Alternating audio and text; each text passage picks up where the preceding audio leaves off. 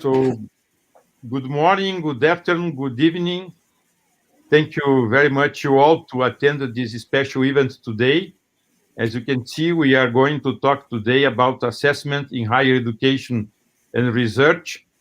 So, we are going to start by a presentation by Professor Michel Robert, that is a research at LIRM Laboratories in Montpellier, France. He was former president of University of Montpellier too, but now is only University of Montpellier. So you have his CV that was distributed by email, and also you have in his in the long flyer the link to some material about assessment, as well the link to the book that Michel Robert has written about this subject. Then after the talk of Michel Robert, we are going to start the panel. So in the panel, we are going to have Michel Robert, also Professor Raimundo Macedo, that is president of Brazilian Computer Society and professor at University of Bahia in Brazil. Professor Marcelo Lubaszewsky, that is the vice president of the Brazilian Microelectronics Society and professor at UFRGS. Professor Tiago Balen, that is the head of the graduate program on microelectronics at UFRGS, that is a multidisciplinary program. And Professor Avelino Zorzo, that is professor at Catholic University at Porto Alegre, and he's one of the three responsible to manage the Computer Science Committee at CAPES, Minister for Education. So this is, as you know, a very important subject.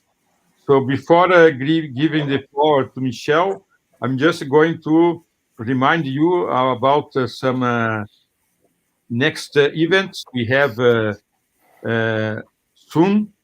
So tomorrow there is a talk noon at Chilean time, because it's promoted, organized by IEEE Secrets and Systems Society chapter at Chile, that will talk about smart electronics for plant health monitoring by Professor Danilo De Marchi. So this will be 1 p.m. in Brazil and 6 p.m. in Central Europe. So don't miss this very nice talk tomorrow. Then on Friday, we keep going with the traditional CASS Rio Grande do Sul talks on Fridays. So next Friday is Professor Fernando Silveira from Universidade da República, Uruguay. He's going to talk about wearable medical devices, sensing and powering from a distance. So also a very nice speaker. Then the Friday next week is Professor Elkin Rohr from Universidade Industrial de Santander, Colombia, talking about hardware security instance to secure IoT sensors. Then on July 23, there is a talk by Vladimir Castro Alves. Now he's CTO at NGD Systems. So he was a former professor at Federal University of Rio de Janeiro, but since many, many years, he's a guy in the industry in California. So he's going to talk about computational storage and its applications for machine learning. So this is a topic that is interesting for everybody that is working computing, also in hardware systems. Then July 22, we have the first industrial talk of the year. So this will be a Thursday. So Alan Wong from Insilica, UK, is going to talk about enabling the next generation of always connected cars, Ka-band electronically steerable flat panel antennas. So in this session, we are going to have the announcement of Insilica Brazil, that is opening the office at Porto Alegre and managed by Júlio Leão, that was till a few weeks ago at CEITEC. So now he's responsible for opening this design center of Insilica in Porto Alegre. By the way, probably in a few weeks, you are going to have announcement of another company based on California that is also opening a office for development in Porto Alegre also. No? So if you lost the CASS talks last year and this year, there is a large set of recorded talks related to the CASS talks 2020-2021, and much more as the industrial talks that were done last year, that are 20 talks, more the talks recorded from the microelectronics school, from the visual applications seasonal school, and so on. So it's a total of more than 90 talks already available there, so for free. Then you have still September 1st to prepare a paper to LASCAS 2022, that is the international flagship conference of CASS organized in Latin America. And as you know, we have a selection of best papers that are published in TCAS2 that will appear in the edition of the months of the event. So these papers will not appear in the proceedings, just the abstract, because the paper will appear in the journal. And during the conference also is select a set of best papers that are invited to submit extended version to Transaction Sequencing System 1 that will be appeared in a special issue related to the flagship conference. And as you can see, LASCA 2022 will be in Ecuador, and 2024 will be in Uruguay. So LASCAS is now one of the major conference of IEEE Sequencing System Society. So, but today we are here to this special session, started by a talk by Professor Michel Robert, and then followed by a panel that will be have also the participation of Raimundo Macedo, Marcelo Lubaszewsky, Tiago, Balen, and Avelino, Zorzo. So now I give the floor to Michel to start his presentation. And so, Michel, thank you very much to accept our invitation. It's a pleasure to have you here today. And we can see also that we have attendees here for many locations. And thank you very much to everybody that is joining this session today, that I'm sure that is going to be a very nice one. So thank you, Michel. So the floor is with you. Thank you very much, Ricardo, for your introduction, for the invitation, and for the organization of all these talks that are very, very nice, and that we look also in France. Last time I was in Brazil, in Brasilia, it was for the assessment of a PhD program, post-graduation in computer science a few years ago. And so I'm happy today to present you what I call the meaning of assessment in higher education and research. So I will start with some preliminary remarks, just to say that the analysis that I present today have to be adapted to the particular context of each country. Then the main course-grained study today is the institution level. That means the university level. Of course, the other similar grains are connected. That means departments or faculties, research labs, accreditation of undergraduate or graduate diploma, teacher and researcher evaluation, and so on. So my talk will be organized in 4 parts. I will present the context, then we will focus on assessment. I will then open a discussion on quality assurance, and mainly what happens in Europe concerning the quality assurance implementation for assessment in Europe. And then I will conclude with some recommendation, and of course, this will open the discussion. Well, the story of university is long stories. Faculties and universities have in place, we know, for knowledge development, but also transmission from the origin. Since the last centuries, the organizational models have become more complex, and with each word is important: resources, ranking, management, and now assessment. We know that universities have common characteristics. For example, the organization of the student training programs, undergraduate, graduate, or PhD. So the organization is the same in all the countries. But universities have also many differences: the size, the organization, the selection of students, the registration fees, the economic model, the autonomy, the role of state and region, and also the selection appointment of the rector. That's a lot of difference, and of course, the behavior is not the same in each country. The context is a context of evaluation, but also competition.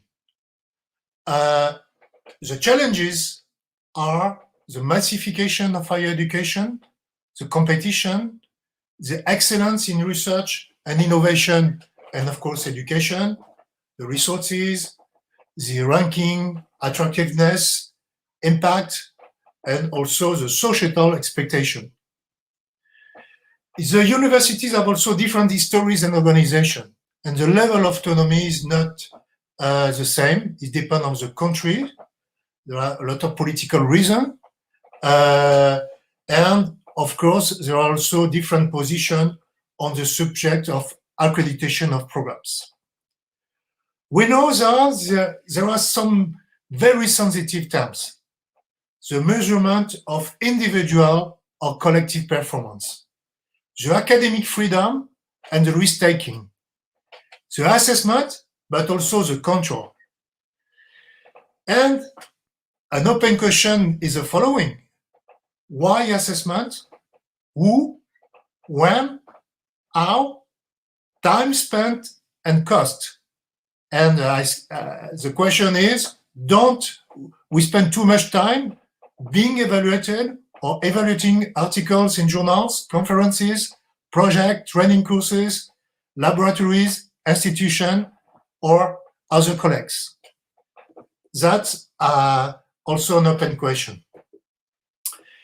If we look now at the organization of a university, from fine grain at the bottom, I mean the people, and then the laboratories, the programs, the department, the university. So we have a lot of governance and management questions. And of course, the most important is that our main user are the students. I will give some observation. First, the practice of the peer review of research correspond to international standards and shared practice. I just summarize here. On the left, we see that researchers, the way to make evaluation are the same at the international, national, or local scale, for journal or conference, project, distinction, and the measure of the impact, and the money to do research. What we see on the right is an open question: can we define a model to evaluate an university from the bottom, that means from the production of researchers, laboratory, programs, department? This is again an open question. I will show a country at the end of the talk, Italy, with Enver Agency, that try to have a procedure to have this complete evaluation at the state level. Second observation, the assessment of this institution is not homogeneous and practice varies in all countries. So today I will give some example, but there are a lot of difference. In Europe, however, practice are shared in the field of quality assurance. Since the Bologna process for the organization of the programs, undergraduate and graduate and PhD, we have the creation of the European Association for Quality Assurance in Higher Education. And today, there are 50 agencies in Europe focused mainly on higher education and assessment. The last observation is that we must today consider the massive processing of data on a global scale to measure the performance, compare, and classify. Just an example, if we look to the international university rankings, we can ask the question of the limits of the use of data, indicators, and statistical tools. For example, the Shanghai ranking highlights the progress and growing weight of China since 20 years in science, mainly and technology. And of course, we know that they use in this ranking quantitative criteria.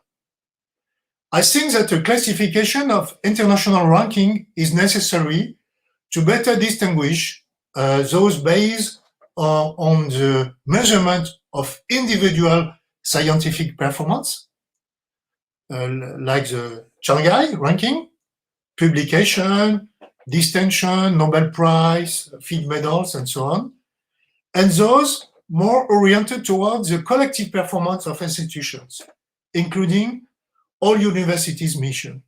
Of course, research is a core, but universities today have a lot of mission, and this point is very important, and we need also to take into account the limits of these international rankings.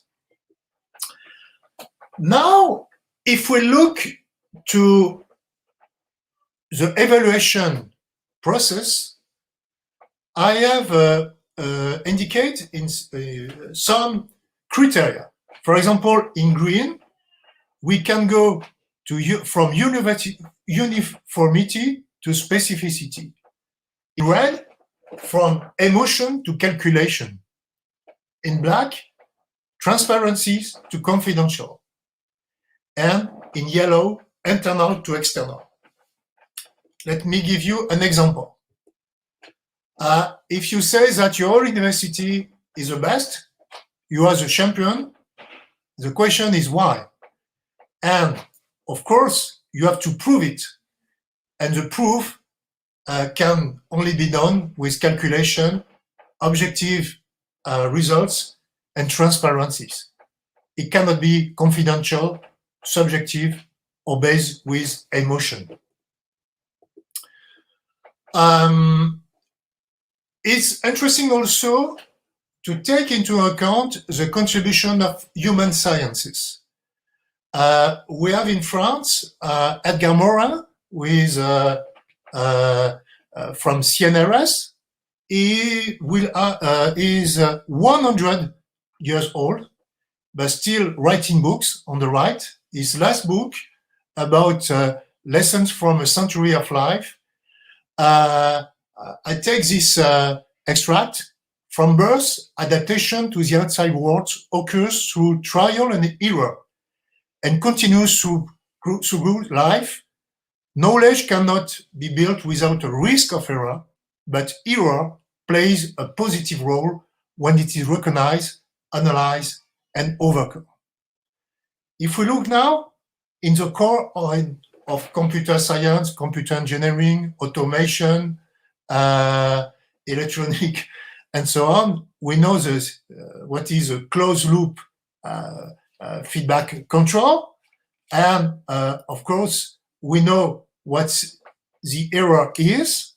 and we know how to design this kind of systems and to make stability.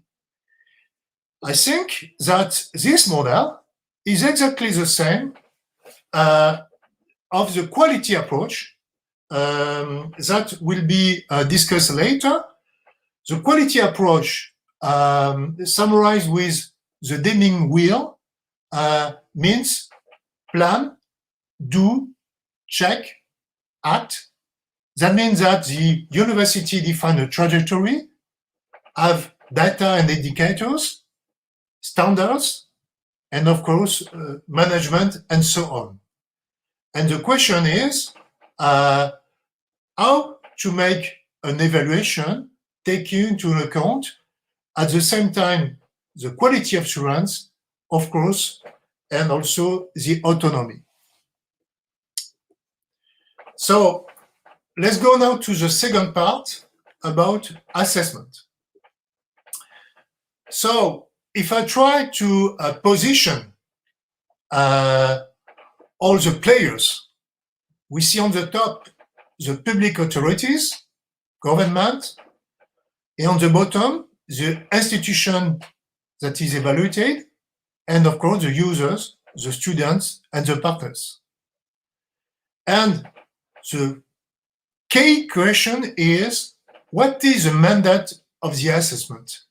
The perimeter, the objective, the recipients of the results. And if you don't clarify this point at the beginning, you can lose the results of this kind of evaluation. So the assessment methodology means first self-evaluation, then on-site visits and evaluation reports. Each entity is evaluated every X years, usually between 1 and 8 years. In France, it's 5 years. Entity means a research unit, a training course, and university or schools. Each evaluation is based on the self-evaluation prior to the assessment of the entity by an agency. The self-evaluation exercise is the main important exercise to prepare the assessment. All assessments are peer review systems, that means experts, for qualitative evaluation, of course, completed by analysis of quantitative data and use of indicators and discussion during the visit. The assessment aims to identify strengths and weakness in order to formulate recommendations for improvement. And all evaluation reports are sent to the organization evaluated so that they can add their remark before publication. So these are some basic rules. If we look at the way, the principle of the organization, we see on the top the institution, on the bottom the agency, and the peer committee. There is a direct link on the right between the institution and the agency. There is, of course, no link between the institution and the committee, except, of course, during the visit. The work starts from the self-assessment report, and the result on the left is the external assessment report of the committee and the answer of the institution. So again, this just shows who is doing what during the process of assessment. The distance between the assessment and the decision-making is, of course, important, as well as the interface and mediation role of the assessment agency. Transparency relies on the on publication of the report, the standards and the method, the list of experts and position, the reports, And of course, the relationship between reviewers, the peers, and the institution should be based on trust and no conflict of interest. I try to make two classes, and I ask the question A or and B. A means assessment to assist and evaluated entities in the continuous improvement of their practice. And B means providing clarification for decision makers, public authorities, for financing, and of course other stakeholders like local authorities, companies, students, and so on. If A is greater than B, that means that we consider the universities have a high level of autonomy, but the question is, do we answer to the expectation of the country? If A is lower than B, the risk is a centralized national management. That means sometimes with bureaucracy. And of course, the open question is still the same, the acceptance of the communities concerned. So during my talk, I will consider A and B. Don't forget this. A means assisting the autonomous universities, and B is more oriented by a centralized national control. If we look now to the main organization again of the assessment, first the standards. So the standards or terms of reference mean all the content of the evaluation, and of course this document have to be public. At the internal level, we have the self-assessment report. At the external level, the peer review, then the report, and of course, a very important question, the accreditation at the undergraduate, graduate, or PhD level. So these are the main steps. If we look to the most popular model, the organization is university, departments or faculties, and inside each department, program and research. So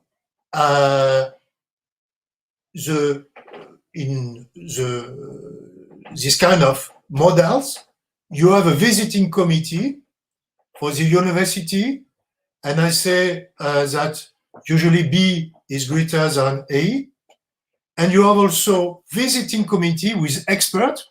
For example, Department 1, Computer Science, the visiting committee is organized with peer at different level, national or international, and usually it's more oriented with control of analysis of results.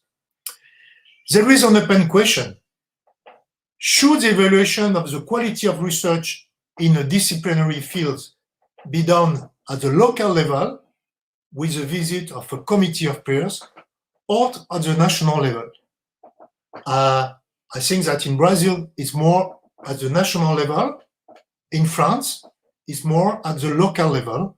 So again, this is an open discussion. Let's focus in France. I have been, since the end of last year, director at the France High Council for Evaluation of Research and Higher Education, HCRS. It's a public service mission.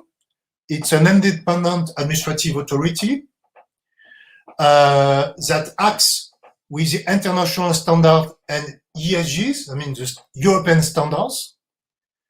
And in France, evaluation is mandatory for each higher education institution, which is found by the French state. Organization is around a high council board with a member representing the stakeholders of higher education and research. The internal organization is with evaluation departments. We separate evaluation of institution, of programs, and of research labs. There is also a department, for example, for the Observatory of Science and Technology, I mean all the studies and statistics at national and international levels. And what is new also is a specific office for scientific and theory problems. There are different standards for external evaluation, and all these documents for the standards on institution, research, and education are, of course, available on the website of UFRGS. If I summarize the model, we have so the number of assessment during 5 years. So, for example, the average of 50 institutions per year, a total of 5,000 programs, and more than 2,500 research entities. And at all this level, you have visiting committee. So the work is done at the local level.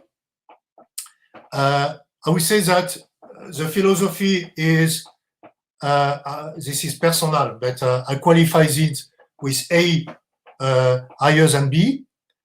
And one of the open questions is a load induced by a large number of expertise for a given university every 5 years. So this is an open question, again, in France. If we look in detail the evaluation of research entities, of course, I cannot go deeper in details, but the evaluation standard for research entities gives the requirements relating to the content of the research entities self-evaluation report and the requirements for the external evaluation report produced by the panel of experts. The methodology based on the following principle: qualitative evaluation, the consideration of the diversity of research, and of course, the multidisciplinary dimension when it's the case. And the evaluation is based on observable facts and the measures, I mean the assessment of the value with for each criterion. And the standards describe 3 main evaluation criteria. First, the quality of research activities and products, production of knowledge, reputation, attractiveness, and so on. The organization, structure, and general activities of the research unit, and the 5-year strategy and deployment plan. One observable fact is that the products of the research are diverse, and the evaluation method, of course, vary according to the research communities. For example, UFRGS adds to the communities to define the scope, the quality index, the hierarchy. We know that in computer science, the role of journal, conferences, and so on. So define the value. And there are specific guides that summarize this work, which is given to the panel before the assessment. If we look now in Italia, ANVUR is so the main Italian agency, and they have a fine-grained analysis model.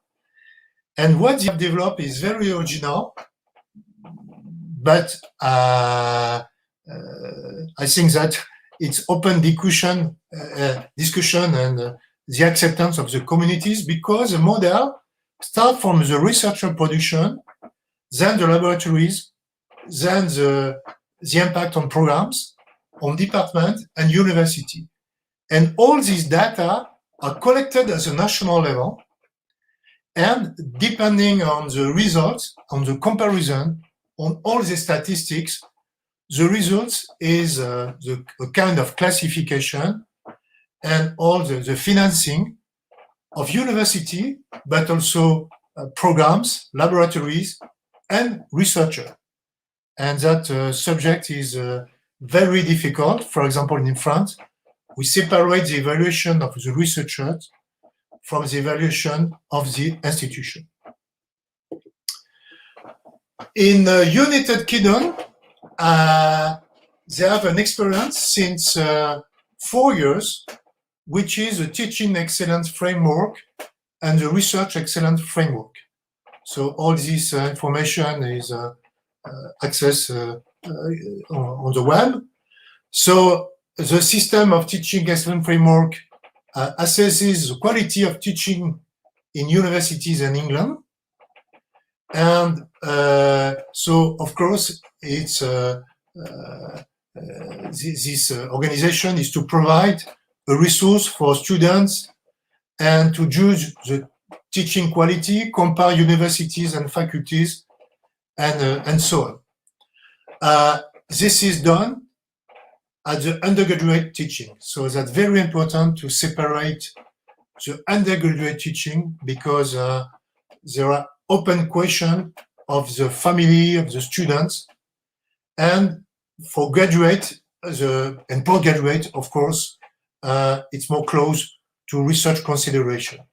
So undergraduate teaching, each country needs to provide to the society clear information on the characterization of the undergraduate programs. For research, the framework is set to assess the quality of research in the education institution. So the objective is centered on the quality of scientific production. So, for example, each researcher provides only 5 articles that the researcher selects in the reference period. Not all the production, only 5. And what is important is that there is a link very strong between the evaluation and the funding with the rating system. That means that the expert panels rate each element of the submission from 1 to 4 stars. 4 stars means the best. The assessment weighting is 60% for quality of research, impact 25%, and research support environment 15%. So that's the English model. I just give you an example. I will not go deeper in detail, but for example, for computer science and informatics, there is a specific unit of assessment. And the most important is that they are characterized by the ACM rules in order to define what we know about evaluation of computer science. So there is also another assessment for unit for electrical engineering and so on and so on. This slide is very important. It shows 3 approaches. The first one is the analysis based on compliance verification. That means that the role of assessment is to verify the implementation of the organization, the activities, the management measures, the management tools, the result monitoring. And that means that the assessment starts from an identified model, and the role of the committee is to verify the compliance of the implementation by the entity. So this model is adopted often by highly centralized systems with entities with little autonomy. And the public authority verifies the deployment of defined measures. A second level is a level of performance analysis. So analysis of the results of the activities, define a set of data indicators to assess the level of results obtained by the entities evaluated and compare rankings. That means this approach has a normative character through the choice of data and indicators measure. I give two examples, for example, on what happens in Italy or in England. And the last level is the level of quality assurance. And this will be discussed in the next part dedicated to quality assurance. So just summarize the principle: plan, do, check, act. What is my trajectory? So if I am the rector of a university, where I go, what is my strategy for research, for education, and so on. Where are my data, my indicators, and where are the errors, and how I can modify my trajectory. So the assumption is that the evaluated entity has a great level of autonomy. Entity defines the quality assurance strategy. The entity organizes the various internal and also external evaluation mechanisms necessary for the management and monitoring of the activities. The external assessment consists in analyzing the quality policy and the tools in order to confirm whether they guarantee an efficient development of the evaluated entity. And an institution that develops a quality assurance approach must, in his self-assessment report, explain the strategy, demonstrate its implementation and effectiveness, and the compliance with the standards and guidelines for quality assurance. So if we look on what happens in Europe, there is an important report that analyzes during a decade what happens in Europe, and the main evolution in university is the development of the internal quality assurance processes. 60% of the institution recognize that it's a major evolution in the past 10 years. So this is at the scale of Europe, and I think it's important to mention this. You can go in detail, so I make some expression here, but I will not go deeper in details. So this shows the importance of the institutional quality assurance policy and system, not only at the top level university, but only inside the department and the faculties. So if we look the domain and standards for the external assessment of an institution, there are the main parts here: the institutional position and strategy, the governance and the management, so including quality assurance strategy, the research and education, the student follow-up and success, and the international relationships. So I don't go in details, but the main chapter you can find in the standard we publish in France, but also in Europe, are with this kind of organization.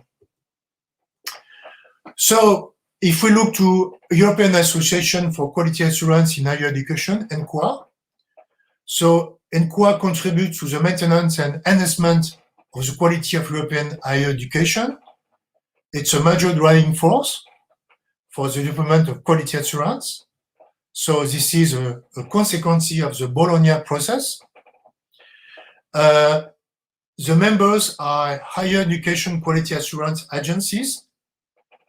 And what is important is that all these agencies, including HRS in France, are evaluated also by ENQA each 5 years. And to become a member, you must demonstrate your compliance with the standard guidelines for quality assurance in Europe. There are at this time 50 agencies, but of course the activity of these agencies are variable. Assessment, but also international activities, consulting, and so on and so on. I take here some comparison to see what happens in Europe. Let's start with Belgium. They have an overall institutional assessment strongly focused on the analysis of the quality policies of establishment and based on ESG. In Switzerland, the AAQ agency is focusing exclusively on the analysis of the quality assurance system and leading to institutional accreditation.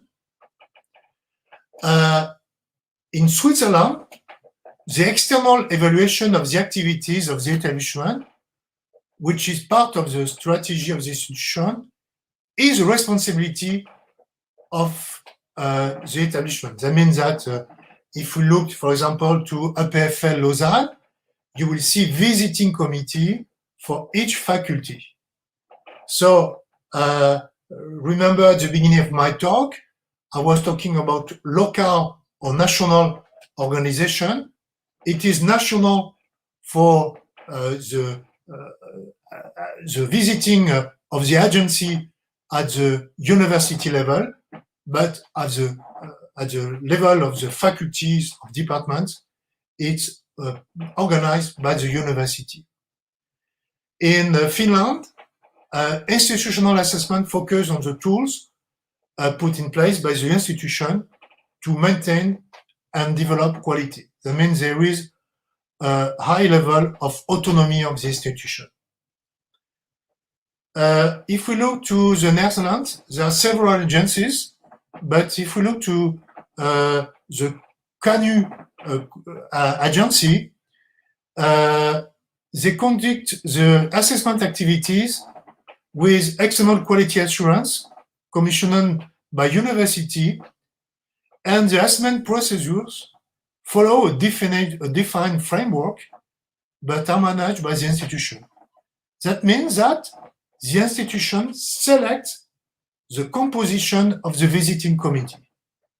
So again, that's not the case in France, but that proves the high level of autonomy, and of course, the role of the agency is to control all the rules, the integrity, the fact that there is no conflict of interest, and so on and so on. In France, I show you the model we have, but at this time, there are some change, a new president in HRS, and the trend is to have a simplification, integrated assessment, because we have seen the 3 levels, and at this time there is too much parallelism. So the idea is to make integrated assessment, because the main activities of university is research, of course, and education, and also try to have a more clear analysis of the performance in order to give a clear feedback to the ministry. In France, we have the same ministry for research and education. The idea also for undergraduate programs is to have a national data observatory and data analysis in order to answer to the question of clear information for the future students. It's now time to conclude before our discussion. So, some conclusion remarks and recommendation.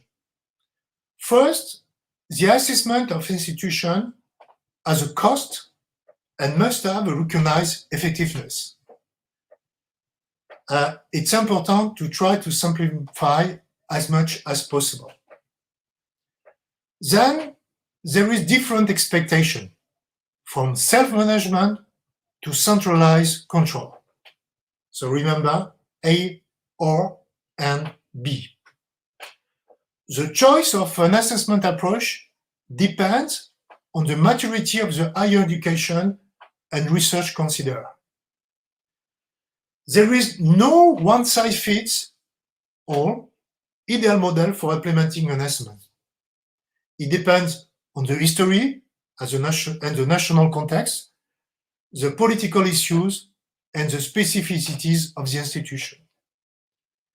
The definition of the evaluation grant, that is to say, the component to be evaluated within the same university, the programs, can vary according to the organization of the institution. I will give some recommendations, which are very general.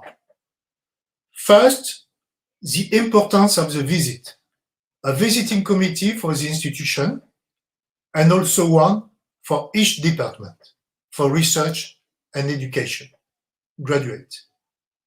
So this is a very important recommendation. I think the local visiting of peers at the top level of university, so more from strategy reasons, but also at the level of each department, and of course, for the position of each department at the local level, at the national and international level. Second recommendation, for research assessment, public authorities can organize national thematic panels by disciplinary fields based on shared indicators and expert committees. It can be done on specific area, not all the areas. For example, artificial intelligence or biology or whatever. That's the case with the organization of INRIA in France, but also that's the case for CAPS postgraduate assessment for PhD programs, I mean for master and PhD in Brazil.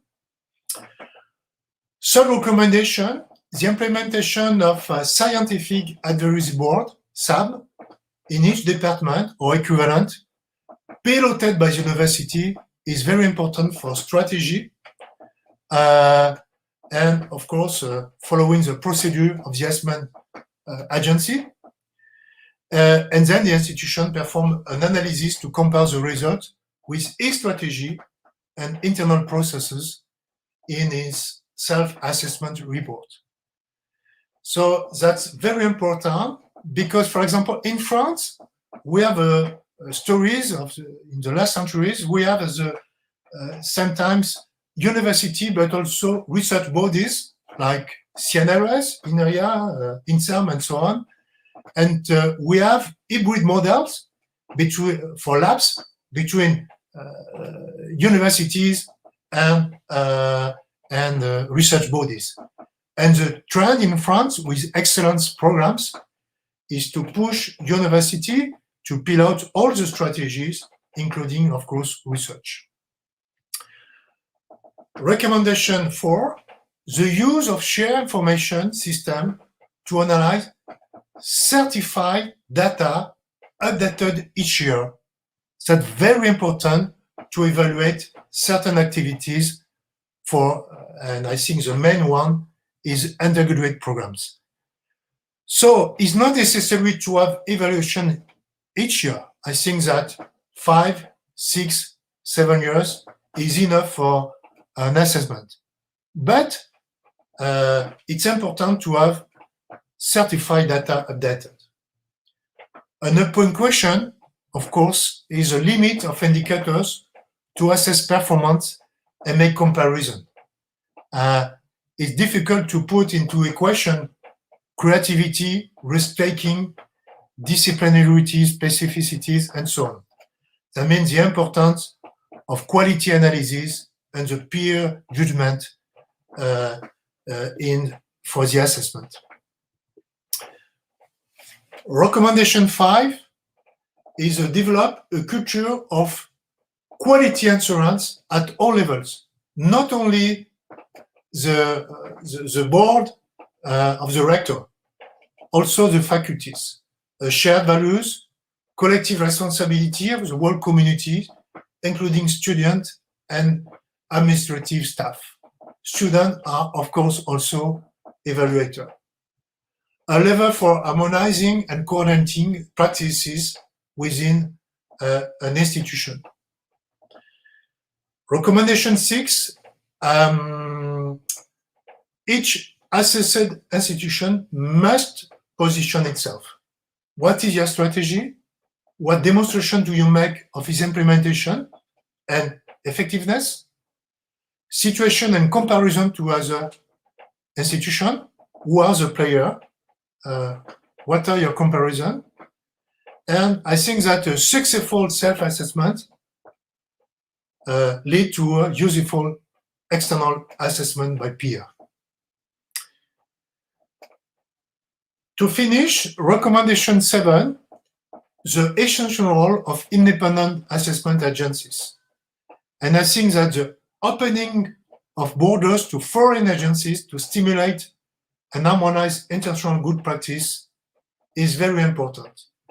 That's not the case in Europe, but I think that should be the trend. Well, as I said at the beginning, faculties and universities have been, and of course, are still places for the knowledge development and the transmission from the origins. The perfect assessment process does not exist. Sorry for this, but I have no exact solution. That means that you have to adapt to your specificities, and an evaluation model cannot be frozen, of course. The dynamic is important. An adaptation of the rule is necessary according to the specific context of each country. This concludes my talk. I give some references here that you can analyze in different countries. And again, thanks for your attention. And Ricardo, that concludes my talk. Thanks a lot. So thank you, Michel. Very nice talk. So now we are going to start the panel. So Raimundo, Marcelo, Tiago, and Avelino, in this order, we have 5 minutes to put their statement about this important issue. Then they will also be able to do a question to Michel. And then we are going to open the floor to questions for any participant. So the participants are in YouTube. So you can put your questions in the chat window, and the question will be read to Michel, Raimundo, Marcelo, Tiago, and Avelino. And so the first question should be read first. So we can already start including your questions. So now the panel, we are going to start in the order you are seeing the flyer. So first, Professor Raimundo Macedo from Federal University of Bahia, and an excellent president of the Brazilian Computer Society. So the floor is with you, Raimundo. Yeah, thank you very much for having me in this panel, Ricardo, and thanks a lot, Professor Michel, for the excellent presentation, which is represented a very flexible and general model to reason about assessment with different instantiations for different countries in Europe, and also which allows a good balance between autonomy and centralized assessment, quantitative and qualitative methodologies. We could see all these different instantiations, and it's a very good model really to think about assessment. So I'd like to bring another dimension. Perhaps it's another open question, Michel. So I'll explain in the next slide, but the question is, does the meaning of assessment in higher education and research need to be adapted to face emerging global challenges? So if I will show the next slide to explain a little bit what I mean by that.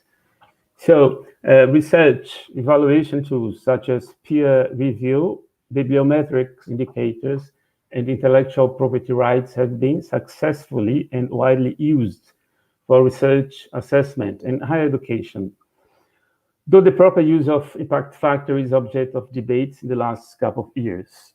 However, reducing inequalities in access to scientific development, infrastructures, and education among all different countries and regions remain a global challenge that became more evident with the COVID-19 pandemic crisis. So the questions, I'd like to know, request your thoughts about that. I know it's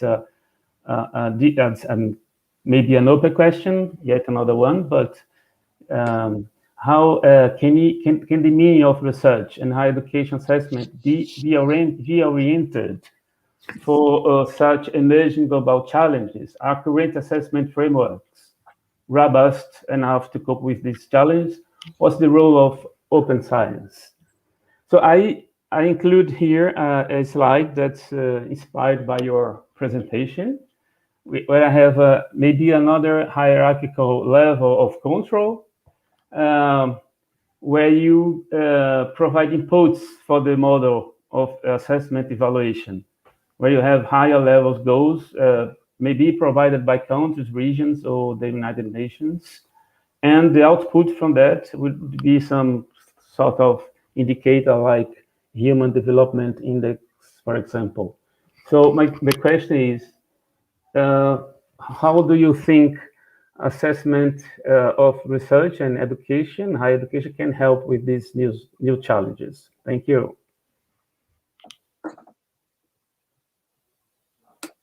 Ricardo, I answer now? I think you can answer now because okay. Raimundo already done the question, so. Okay. Can you show the previous slide, please? Because there is a question written. So, yes. You're right. Each country with COVID have new questions that are open. Of course, there is good things like the use of tools for virtual work, like today. But the bad thing is that for research, we have seen, for example, in France, the problem for research and the production of medication. So our president announced 2 days ago a very important program because for health, for research in biology and so on, we have to develop new models.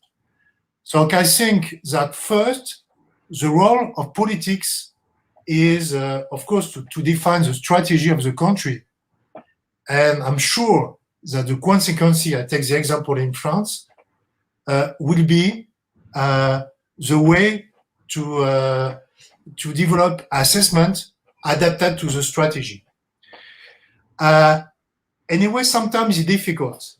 So I don't know exactly in Brazil, but in France, the question is the role of the national level and the role of the local level of the region. So at this time, only the government is in charge of universities. I mean, the region, of course, they bring money for several programs, but is not the main purpose of the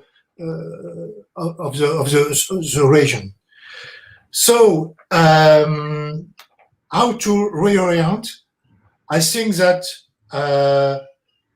the problem of indicators and what we have seen in these communities in biology, we have big labs, but there was a competition through publication, so the quantity of publication, but also the quality and the impact, and it's completely crazy.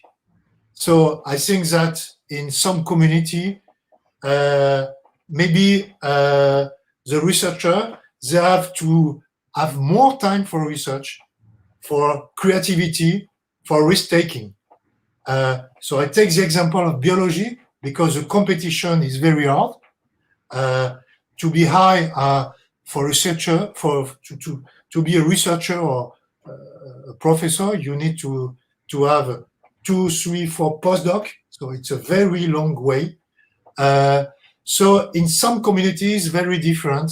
Of course, it's different in mathematics or computer science or informatics. So I think we have to adapt the rules. It's important to also to measure the impact not only at the international level, but also at the local level. Universities are also place for innovation, for startup and so on. So I think that we have to open. You also asked the question of the open science. Open science is more and more evaluated in France, and I think in all the country, because it's a way also to push the social. I suppose it was the same in Brazil. Everybody here, a lot of people talking about medicine, like Trump president or other one, that were completely wrong. And the role of open science is also is very important. And we have strong development in France.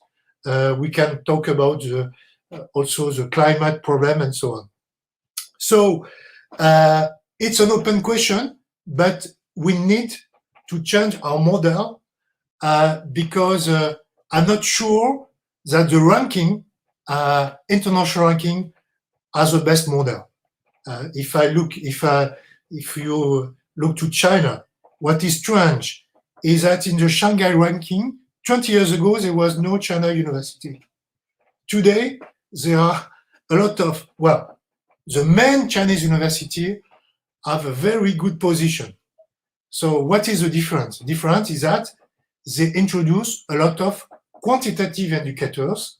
And of course, the size is very important when you make this kind of measurement.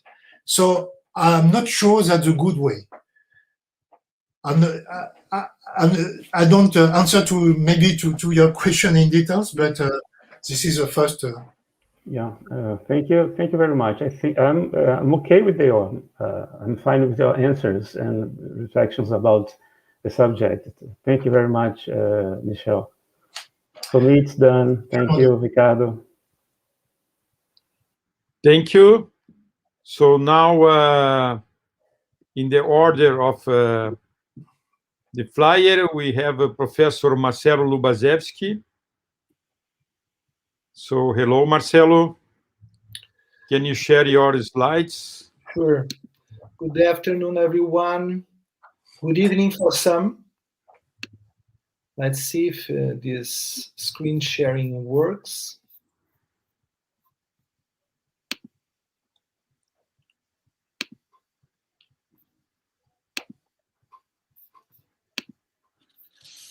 Here we are.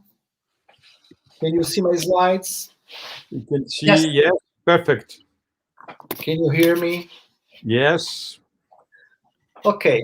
Well, first of all, I'd like to thank Ricardo for inviting me to be part of this panel.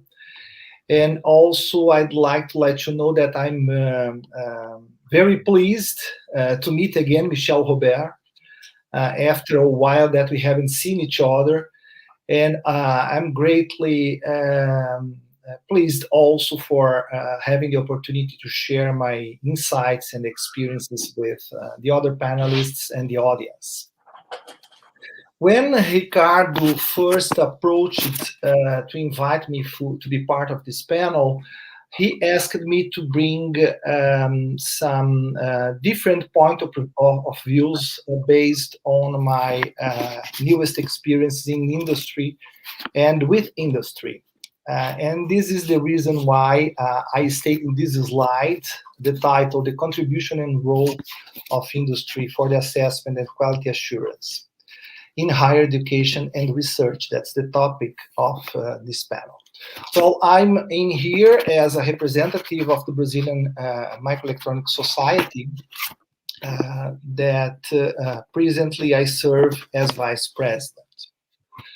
Okay, well, getting started with the topic assessment, my own experience is much based on typical reports coming from national and international industries and companies on the topic that mostly bring very pragmatic views. Well, this should not appear surprising, but that also bring very diverse points of view, especially when one look into different areas of knowledge and different market segments. For example, a health or a microelectronics industry or company will certainly report differently from an electrical, mechanical, or other traditional engineering based companies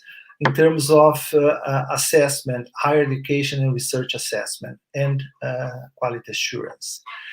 And very often those reports are too much focused on their own and current business. And from an academic perspective, they may and often they lack of systemic and longer and a longer view. Okay, after all, then the question that arises is, what does the industry need? What does the industry want? Well, in terms of team building, they obviously look for ever better educated professionals. Well, what exactly an educated, well-educated professional mean?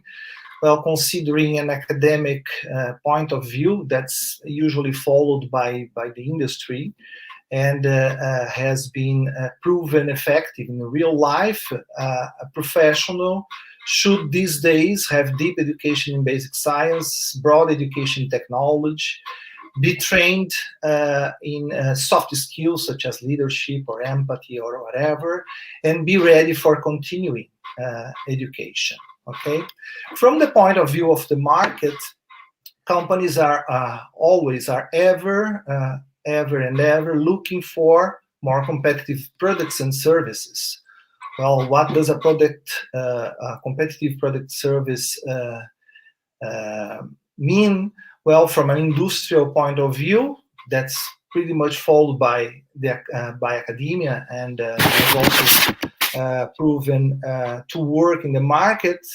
Competitive products and services are large scale, low cost, high profit, embed technology-based solutions, are flexible, multiple use, have a strong appeal for different markets, have a long lifetime in terms of roadmap, And it's not a coincidence that all those features related to the competitive products and service, that those features match in some extent the skills that the companies look into the professionals they hire, right?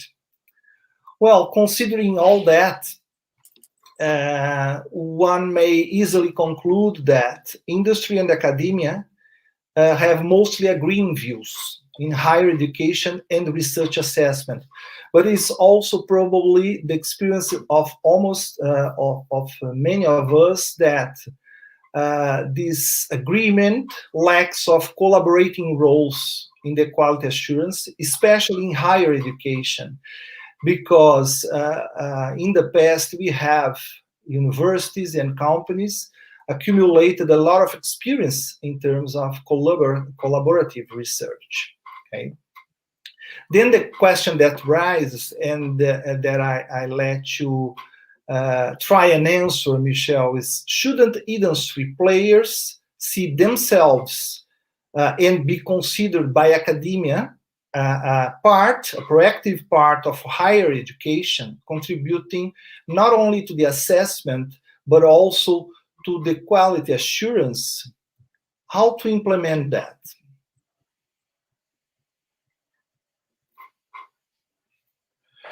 Okay. Well, nobody promised you that it would be easy. Yeah, I started my career in semiconductor, Texas Instruments. I spent 5 years in industries, and it was at the beginning of the 80s. And I have discovered the quality assurance organization. In the universities, it's a more recent approach. First, I would say that concerning, as we have seen in my talks, there is 3 levels: institution, programs, and research. And sometimes you can mix education and research, like for PhD programs. So if we look to a panel of peers in France for an institution, it's about 5 to 8 experts. We have, of course, academic peers. We have 1 student. We have also 1 administrative colleague, and we have 1 representative of industries. So that's important to have a link between public universities and also industries. One point that I've not presented is a trend in France of specialization of universities. Well, we have about 12, 15 what we call intensive research universities. We have excellence program to push them toward visibility in international competition. There was a merging of university to have bigger universities, like Sorbonne University now, or Grenoble University. There is now only 1 university in Marseille, Bordeaux, and so on.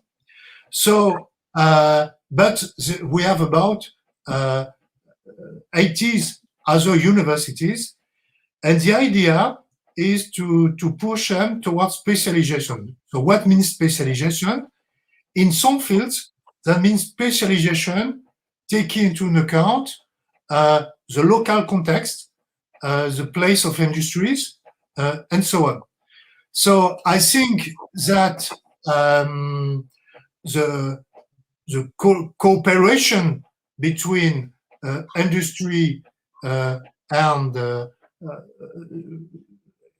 research and education, of course, is something very important. And I present SRS, but there is a second agency in France, a CTI, which is dedicated to engineering schools, high engineering schools.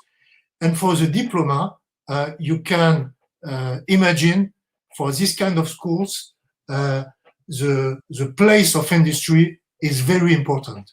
Most of the reviewer came from industries. Sometimes there are people who just retire, and it's very interesting because at the beginning the language was not the same, and so on and so on. But I think that's very important because the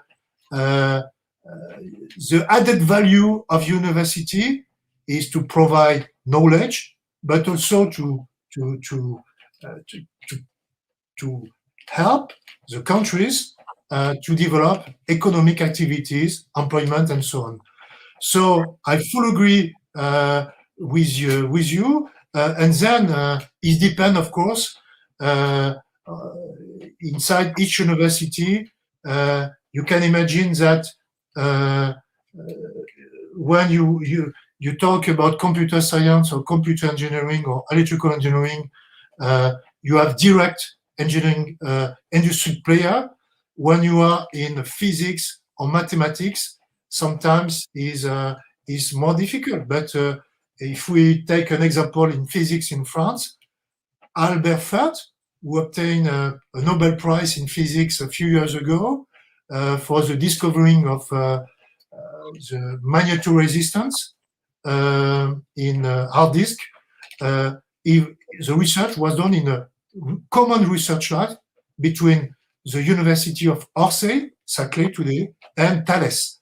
So I think that there are several breeds, but they are very important for the success of a university and, of course, industry in the competition. A lot of challenges to come. Well, I thank you very much for now, and let's go to the next presentation. Thank you. Thank you, Marcelo. So thank you very much. So now we go to the next presenter, that will be Professor Tiago Balen from the Federal University of Rio Grande do Sul and head of the graduate program of microelectronics at UFRGS. So I have here also the slides, but we are not seeing the full screen mode. Ricardo, let me try to interrupt and start again. Let's see that this will fix. But that's okay. Yeah. Anyway,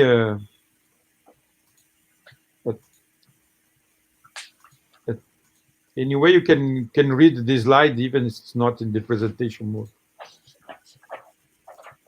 Now? Now it's. Are you seeing the full screen? No. Seeing your StreamYard screen. No, it's worse.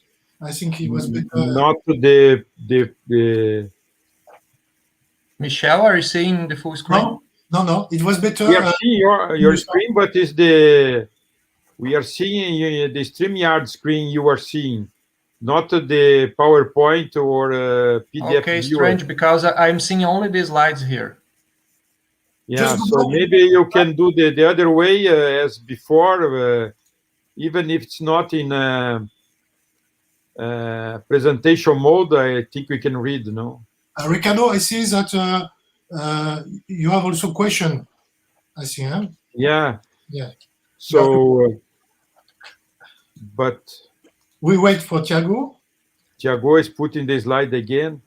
So yes, but you can do like this. We can read the slides without problem. So go ahead. I'm supposed to doing the right thing because we tried before and everything was smooth. Yeah. So I don't know what's going now, but let me firstly thank you, Ricardo, for inviting me to be here today, and thank you, Michel, for this relevant presentation. When Ricardo invited me, I was thinking, how can I collaborate with this discussion? I suppose I was invited by Ricardo because my current experience in the graduate program in microelectronics from Federal University of Rio Grande do Sul, because we are now being evaluated by the CAPES agency. Here, I suppose Avelino will talk a little bit more about this evaluation. We have a 4-year term evaluation. This period finished last year. Now we are finishing the phase of reporting and so on. And this is a very big process here for the evaluation of graduate courses in Brazil. But I also had experience 10 years ago, 11 years ago, when I was coordinator of a telecommunication engineering course in a private university, also with following up an evaluation process for obtaining the Education Ministry accreditation. The course was created in 2002 and it was recognized in 2010. So I decided to bring a little bit the experience of from the standpoint of the entity to be evaluated, the course or the program, for example. So I start thinking about the different roles of evaluation, and this process of evaluating the course is also the self-evaluation is also a moment of let's say self-knowledge, and this is a little bit obvious, but we use this moment to point out or remark our strengths and our weaknesses, and use the results to correct or reinforce actions and strategies. So closing the loop of the control system, as we said before. But we can also use this moment of self-evaluation to formalize or document actions, visions, or strategies that in practice we are already doing, but not formalized. And this was the case that I experienced this couple of years when I was coordinating the graduate program in microelectronics. And finally, obviously, have to comply with the normatives and best practice defined by the evaluation agency.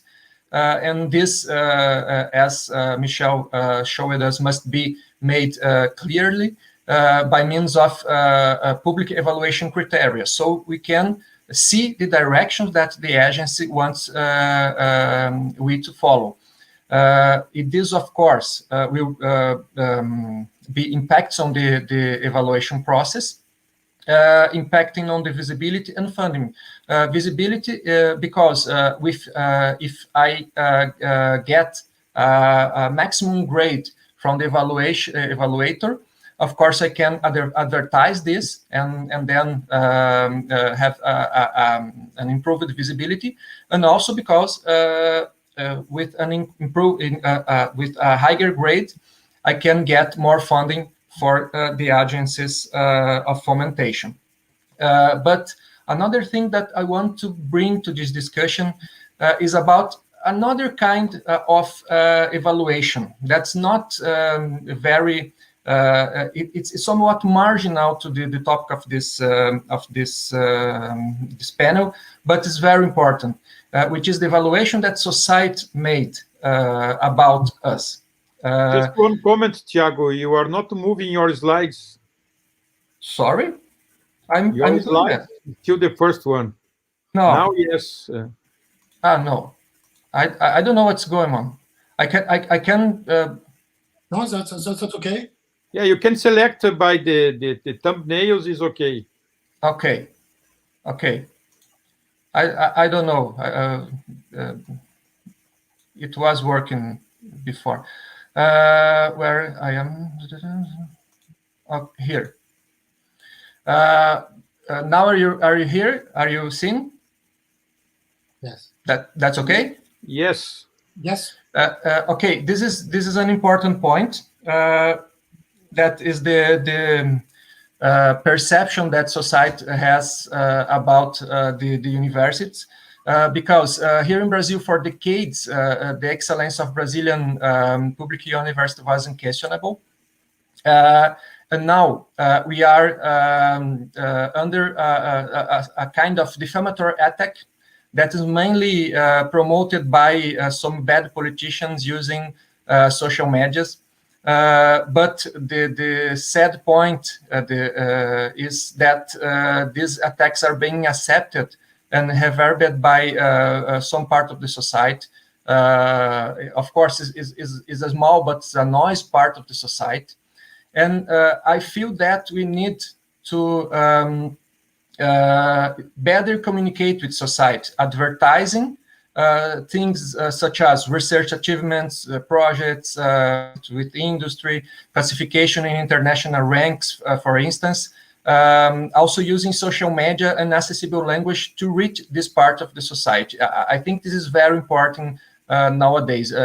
So to address this kind of evaluation that society made about us. For example, if you take a look in this number for the Center for World University Ranking, the newest evaluation, our university is classified as a 474 position between the 2,000 universities that were evaluated, which means that we are in the top 25%.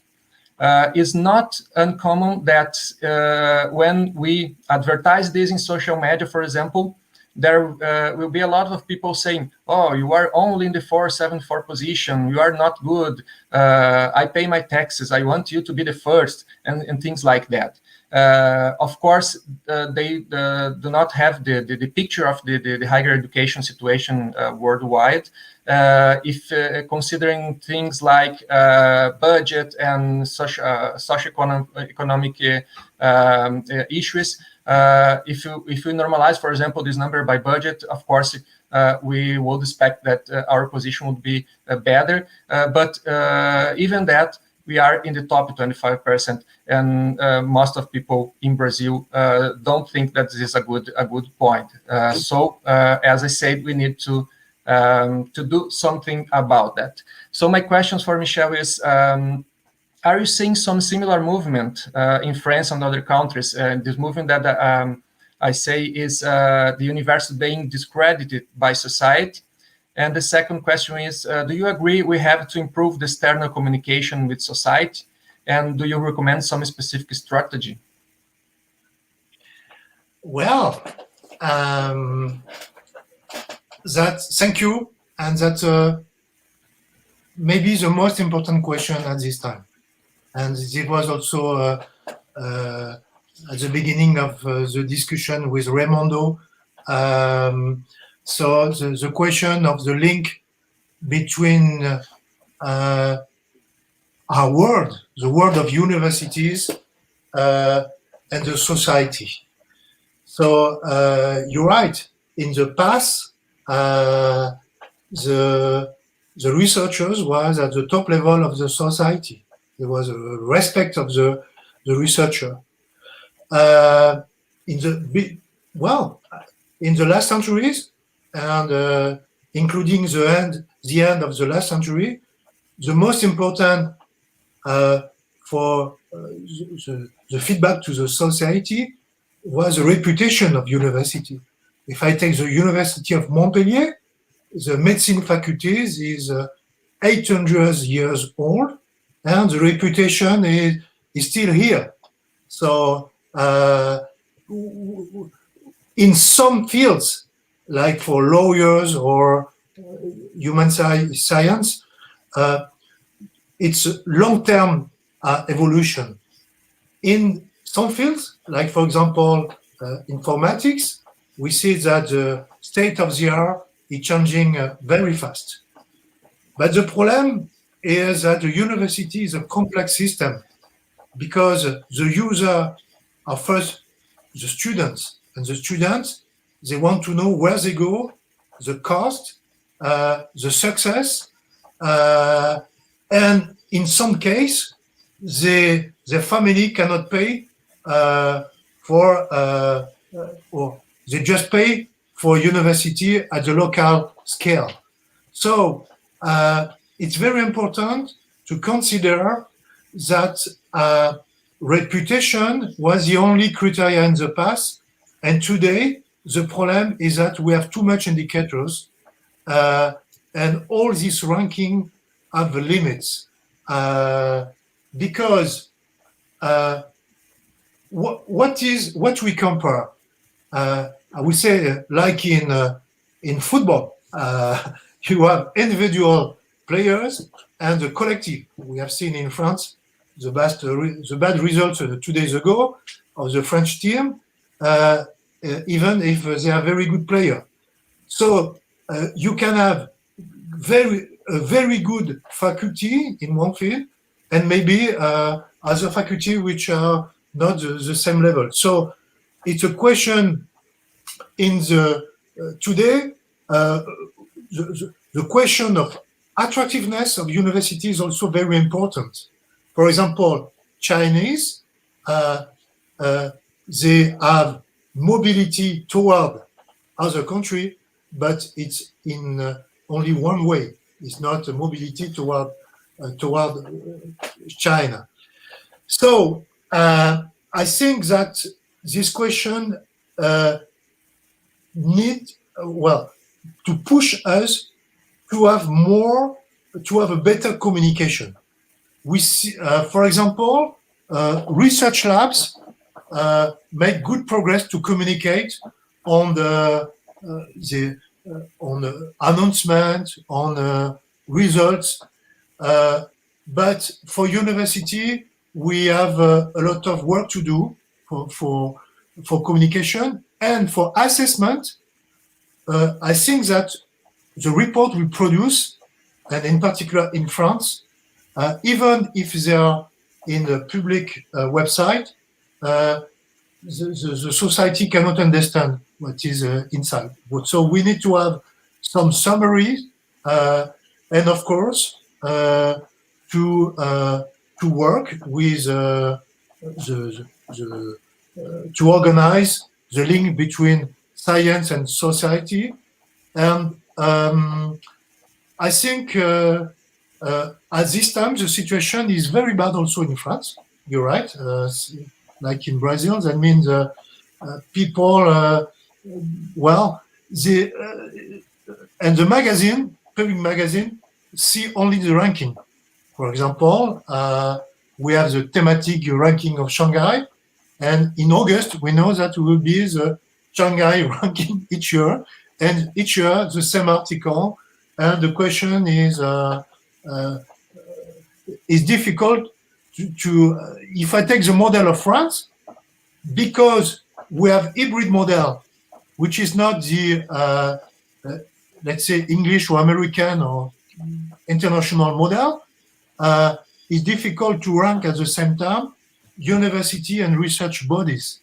We have also schools and university. Well, we have specificities, and so there is at the same time, let's say, an international competition, but we have also to work because, again, if we address important question, for example, question of energy in computer science, question of biodiversity and so on, I think that we have to set very important effort, and this have to be also included in the standard for assessment. Okay, thank you. As you said before, we spend a lot of time by reporting this to the agencies and to evaluating colleagues and projects, but we have to invest some time to better communicate to society. Thank you very much, Michel. Ricardo, this is okay for me, and now we can move to the next presentation. Okay, thank you very much. So now we go to the presentation by Professor Avelino Zorzo, that is a professor in the Catholic University at Porto Alegre, and also one of the three head of the Computer Science Committee at CAPES. No? So okay, here are the slides. So Avelino, the floor is with you. Okay, can you see me and can you hear me? Yes. Perfect. Okay, very good. First of all, thank you, Ricardo, for inviting me for this discussion, a very important and live discussion. I think it's something, as Michel mentioned, it won't stop here. It's something that is really live.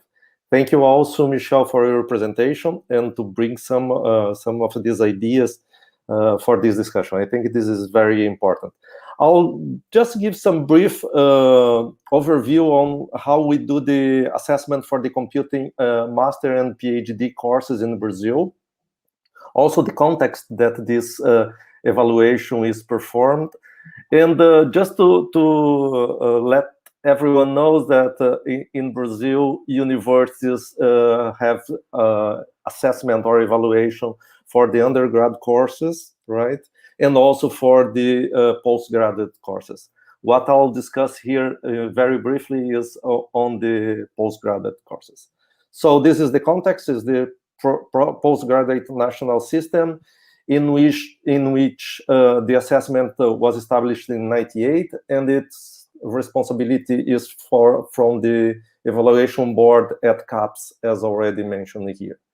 This evaluation is performed by ad hoc professors, researchers like ourselves. The goals for this assessment are to certify the quality of the Brazilian postgraduate courses and to be a reference to resources distribution in Brazil.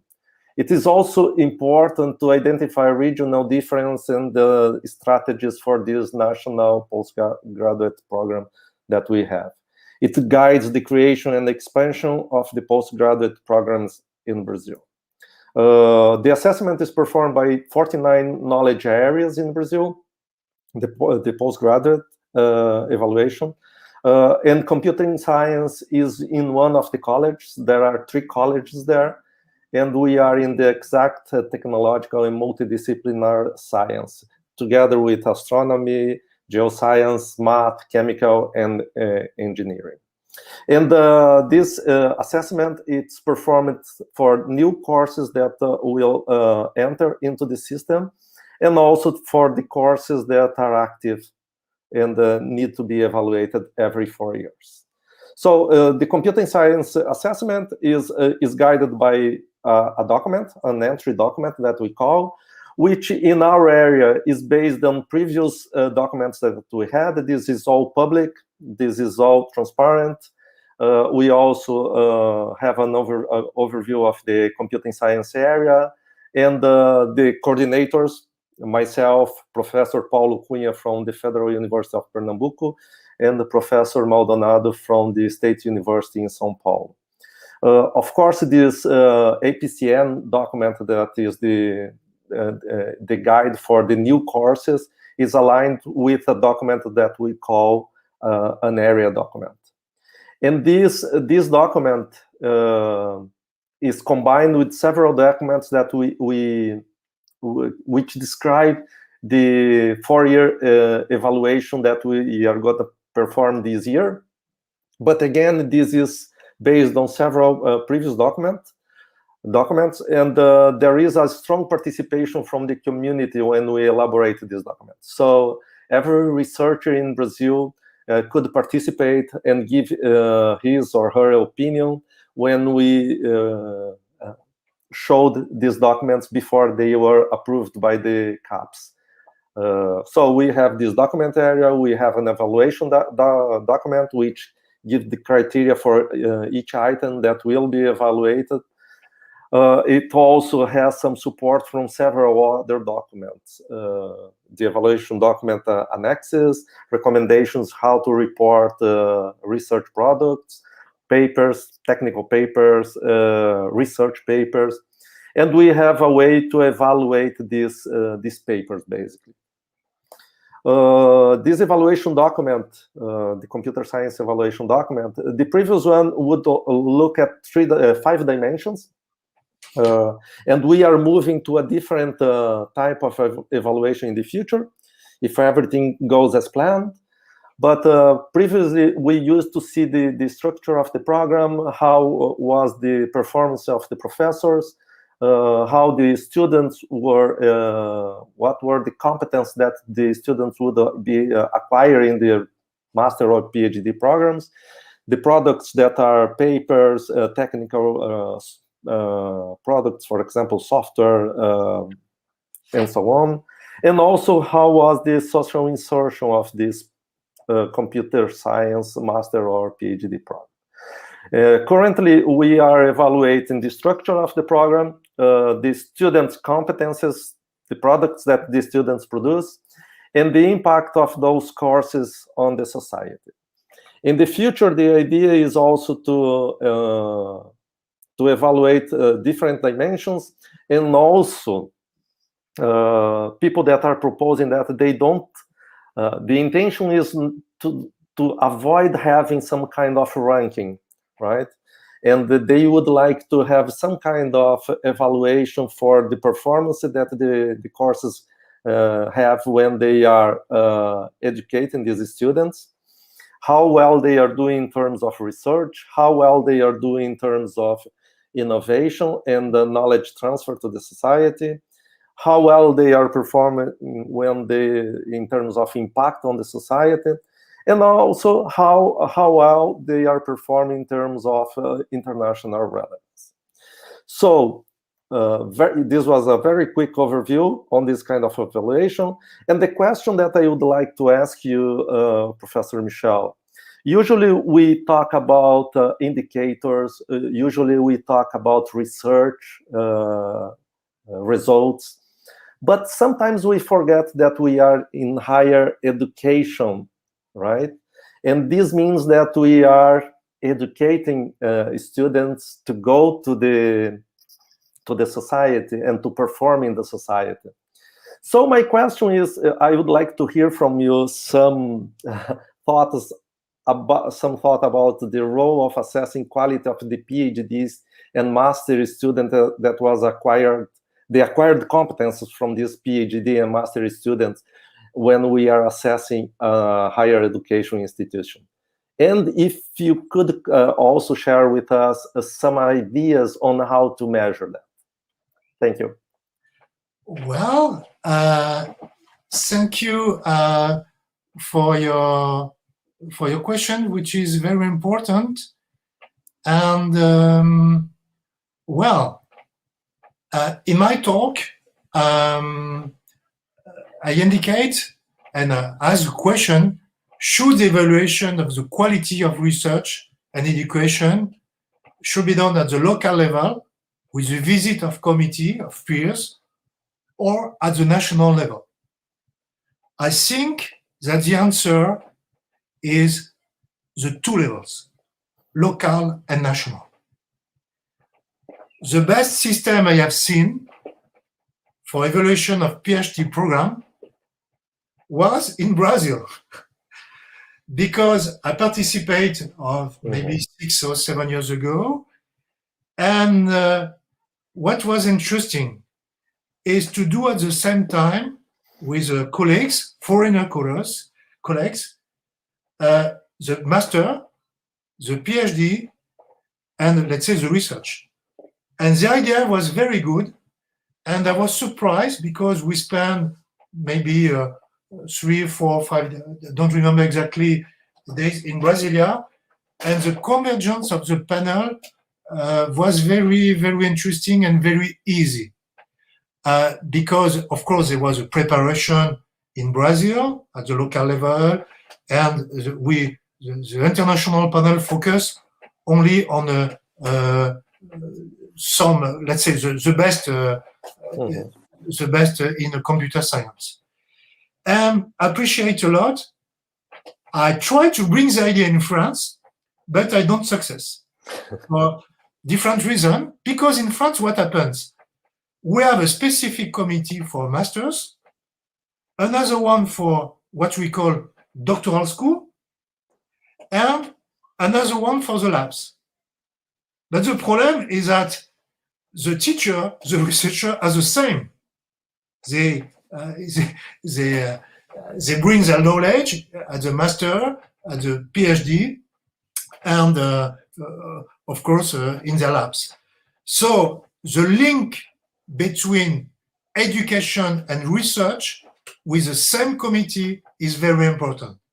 That's what we see in America, Canada, Switzerland, and most of the countries with the, let's say, the popular model of the department of universities, where the dean of the department is responsible of education and research. The problem is that in France, we have a separation between education and research, not for the ministry, because it's the same, but in the university, due to historical reasons, these are different organizations, even if the players, I mean the researcher and the teacher, are the same. So anyway, the things are changing in France because we introduce what we call EUR, but the name is not important. That means a kind of PhD program who make links between master and PhD, because one the problem we have in the labs, and that we try to hire the best students, and we have a lot of Brazilian students for PhD, but there is a big cut between master and PhD. And the link between master and PhD is very important. So again, I think that the Brazilian model for this kind of national evaluation with CAPES is the best model. Anyway, you can have a discussion in Brazil. I'm not sure that at the local level, like I mentioned, with the visiting committee in Department of University, I think it will be very important also to have this kind of visit, because at the local level, the role of the panel is also to measure the impact of the research on education with local parameters. When I came from France to Brasilia, I know, of course, Rio Grande do Sul, but it's a very big state, and of course, other states. So it's important, I think, to find a good balance between national and local. Okay, thank you, Michel, for your answer. It's really nice that you participated here some time ago. The report and the ideas that you and others brought at that time were considered in the last evaluation. Also, after the last evaluation, we also invited the 4 other professors from the States, from Europe, from England, I think. Some of them, one of them came, I think one came from China, and if I'm not mistaken, from Germany. And they also provided us with some comments, which are being considered now. And the discussion that we have when we are in this panel, as Professor Reyes mentioned, is about this balance between how to evaluate whether a PhD or a master student acquired very good competences to be a researcher or to be a professional in industry, which is not easy, because we are accustomed to evaluating through indicators. And these are some evaluation, which is more subjective, right? And which is not easy to be done. But I really thank you all your comments during your presentation and now. And again, one extra comment, what you say is very important, because we have to take into account that the duration of a PhD thesis. In France, the grants are for 3 years. We know that it's between 3 and 4 years. But of course, the main activity have to be the research. And what we have seen in France is a lot of organization in what we call doctoral schools. That's very important, because we know that only a few % would join the labs, and the other have to be prepared to be like a master or an engineer, but with the added value of research, which is very important, of course. But we have to find again the good balance, because what is important is the result, also the publication, and the duration of thesis, because we know that the trend is not only thesis, is also the postdoc and so on. So I think that's very important, but again, I have very good souvenir of the organization in Brazil. Thanks again. Okay, thank you again, Michel. Thank you very much. So we already have one question here in the chat. So who is willing to do questions? Please include your questions in the chat at the YouTube, and then they will be read to the panelists. So I'm going to include here the other panelists. I'm going to remove the flyer to give more space. So Marcelo and Raimundo. So, but before starting the question, I cannot stay quiet, and just some small comments also to motivate the discussion. So about the international ranking, I think we have to look then with some care, no? Because if you read how they are done, some of them they don't know, they don't inform exactly how they do the ranking. Some others depends a lot on some strange points of view. So, for example, I saw one ranking that they consider the language of the being used in the university. So, considering this, all Latin American universities are are not considered well in this metric because they speak Spanish or Portuguese. So things like that. Another one is that in many locations there is a important coverage of what the universities are being done in the press. No, here in Brazil is terrible. No, the coverage of what is being done in the university by the Brazilian press is really almost nothing. No, so this is another point. Also, some ranking they ask the people from industry what are the universities they are considering that are the best ones and so on, and then they ask industries in one location.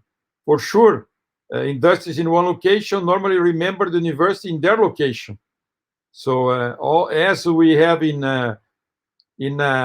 Brazil and Latin America, in our field, for example, not a big industry, for sure.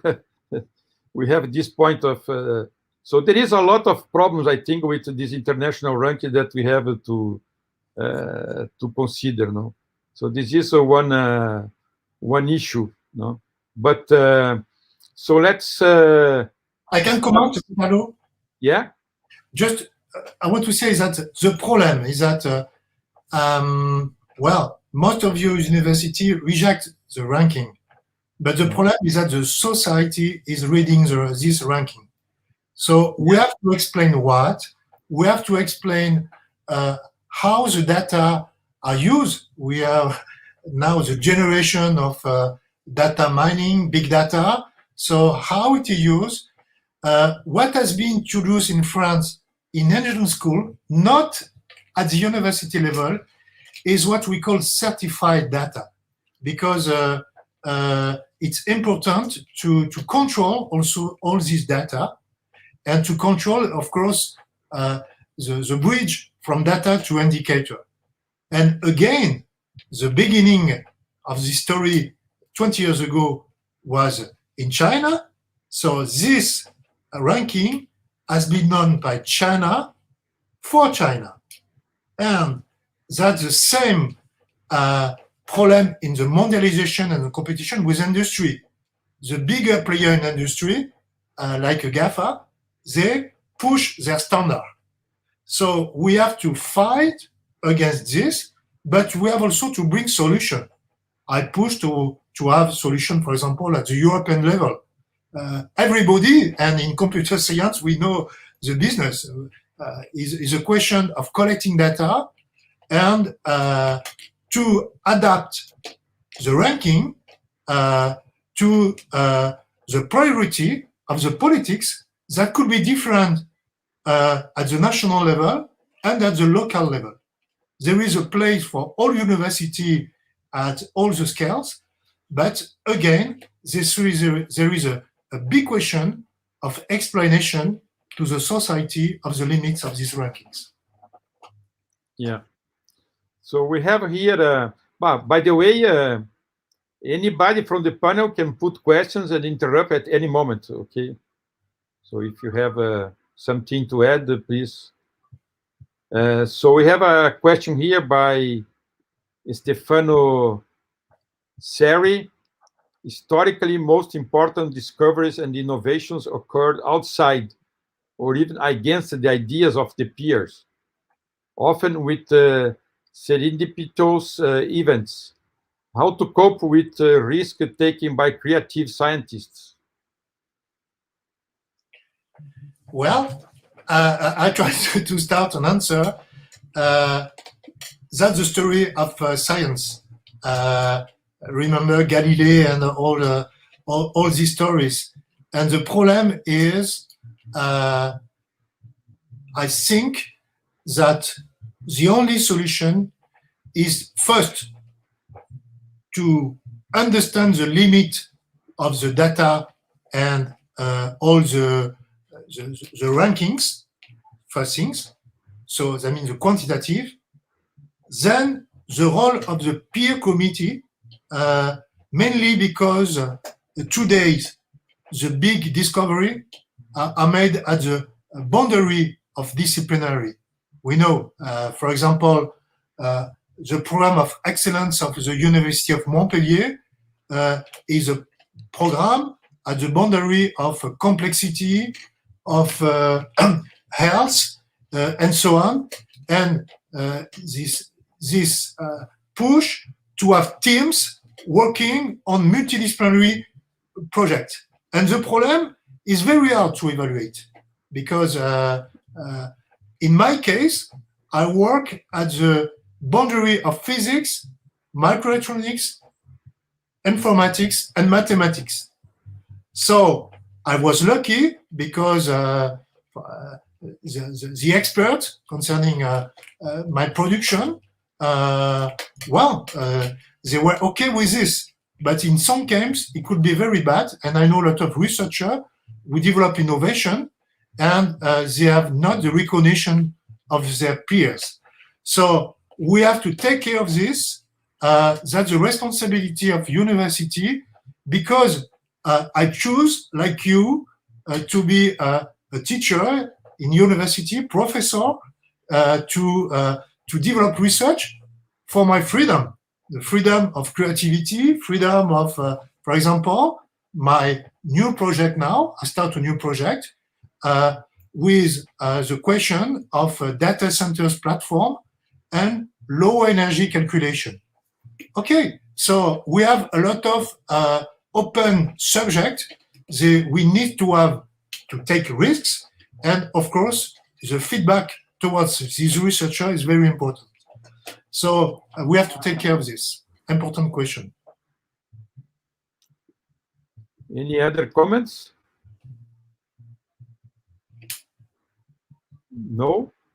So there is a question by Tiago Weber. It seems some metrics are easier to be quantitatively measured, related to number of high-quality papers, for instance, and others that are harder. How local impact can be considered in assessment?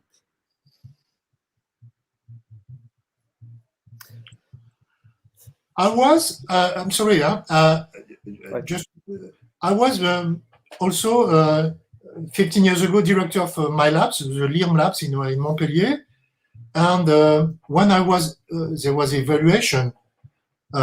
First, of course, there is a matrix of quantity, but don't forget that the trends in some countries, like England or France and other ones, is to ask only the 5 best papers for evaluation. So you have the metrics, okay, but the quality is more important. The second thing, when I was evaluated, I invent indicators for innovation. I give you the details. I try to show the startup created with the works of the labs and how many employees have been created. Then a second circle was the startup created by students. We train the student, they create startups, and that's very good local indicator for impact. And the third circle consider the industry that come to Montpellier, close to the labs, because they know there is a knowledge and they want to be close. So I think that what is important in my talk is that at the strategy of university have to push to make the demonstration of the local impact. And one comment important is that we have to produce the indicator in some fields. Sometimes we wait for the best indicator. For example, Tiago suggests a number of papers, but we have also to produce our local indicator because the things are different between universities. I would like to make some comments also. Yes. Thank you for your comments, Michel, but I just want to compliment on that is that it's really easy to measure quantitatively, right? Because you just get a number and you try to measure the results by that number, which is not good. We can do that, but we know how these indicators are calculated. Some of them, they don't represent the quality of the research. Currently, we have some events, some journals that have very dubious editorial procedures. They have very dubious names even. They try to copy some names from very good journals. So to have a very big number of papers, for example, is not a good indicator, because you can have several papers that don't have any kind of impact, right? So based on some suggestions that we had in the past, at this evaluation, this time, we are going to evaluate some qualitative aspects that are produced by the MSc and PhD courses. For example, we ask the programs to provide the success cases that they have. Why those programs are proud of, which things that they produced in the past that have impact nowadays. Is it a very good student that is in a very good position? It's a very good researcher? Is it a startup which is producing a lot of money? So the programs have the opportunity to mention that, to say in a qualitative way what they've done for the society in the past, which still have an impact nowadays. So it's not only at this evaluation, we won't look only to the metrics, only to the indicators, only to the number of papers. We will also look at the quality of the papers. Are those papers, which paper is best? The one that was published in a very, very good journal, but which has 10 citations, or a paper that was published in a workshop, but is being used by thousands of people? Which one is better? This is a qualitative way of looking at. So the current evaluation will look at those aspects.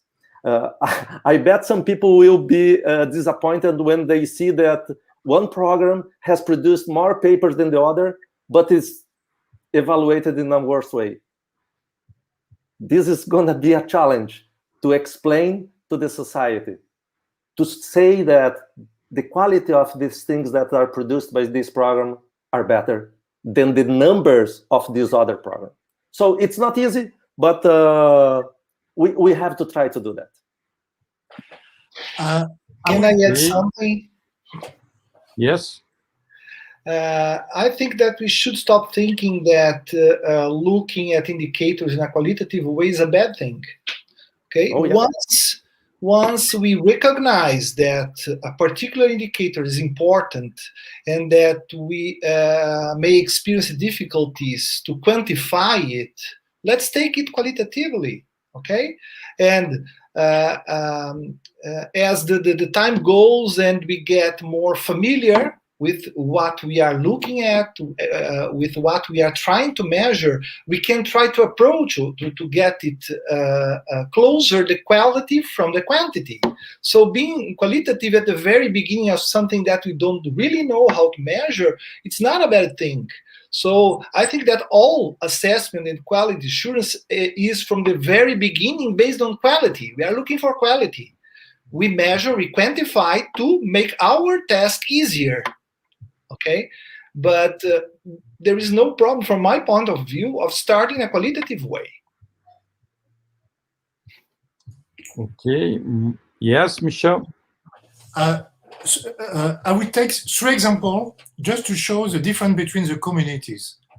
In mathematics, in a paper, you have 1 or 2 researchers to sign it. And the tradition, I know in France, is that a researcher doesn't publish with his PhD students. It's different publication. If I take biology, a director of a lab, not all the labs, but we have several examples where the director of the labs publish with all the papers of the labs. And one of the famous we have in France is a Professor Raoult that was well known during this pandemic. He have a lot of publication because his name is on all the paper of the labs. And if I take a last example, in the universe science, if you look the question of observatory instrument, in a paper, sometimes you can have 50, 100, 200 people that sign the paper because they participate to the national or international programs. So what can you measure with the different of approach? And again, that push to have national panels and local visiting committee with people which are peer of each domain. And the way innovation is done in social science is not the same way than in computer science. Okay. So maybe I can put here some comments by André Reis about this question. He's saying this question is tricky in current world. This can be used to disqualify science and push opinion instead. Like rediscuss if the world is flat. And he say, as Asimov says, anti-intellectualism has been a constant thread winding in its way through our political and cultural life, nurtured by the false notion that democracy means that my ignorance is just as good as your knowledge, Isaac Asimov. Okay. So I have also a comment about this quantitative and qualitative. For sure, the qualitative is the most important, no?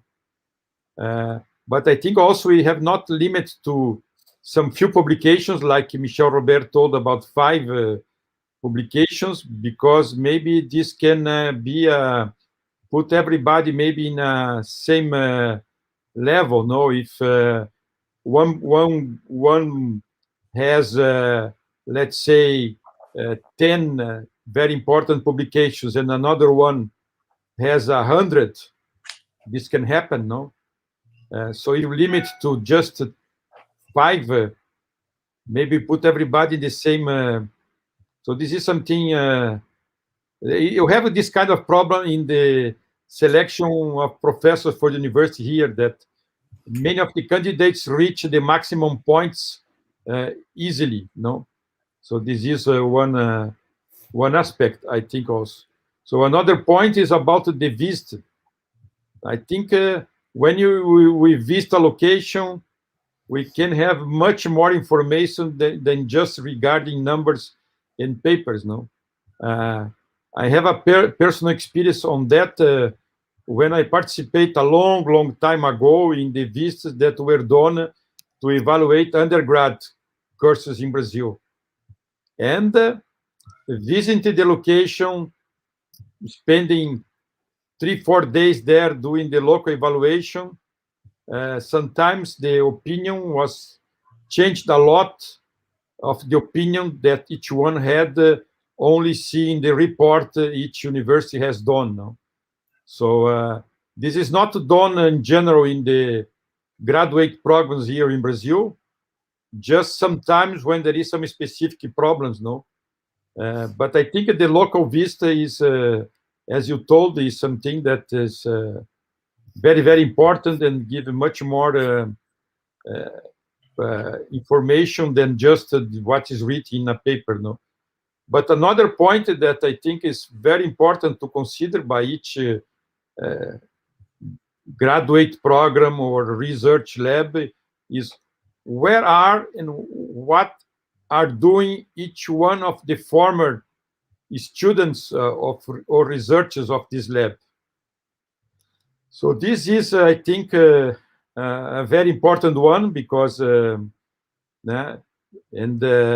nowadays also comparing with international universities, I heard a lot of people, for example, in USA, saying that in companies, saying that the students that they are receiving from Brazil are better than normally the students they are receiving from undergrad courses in USA.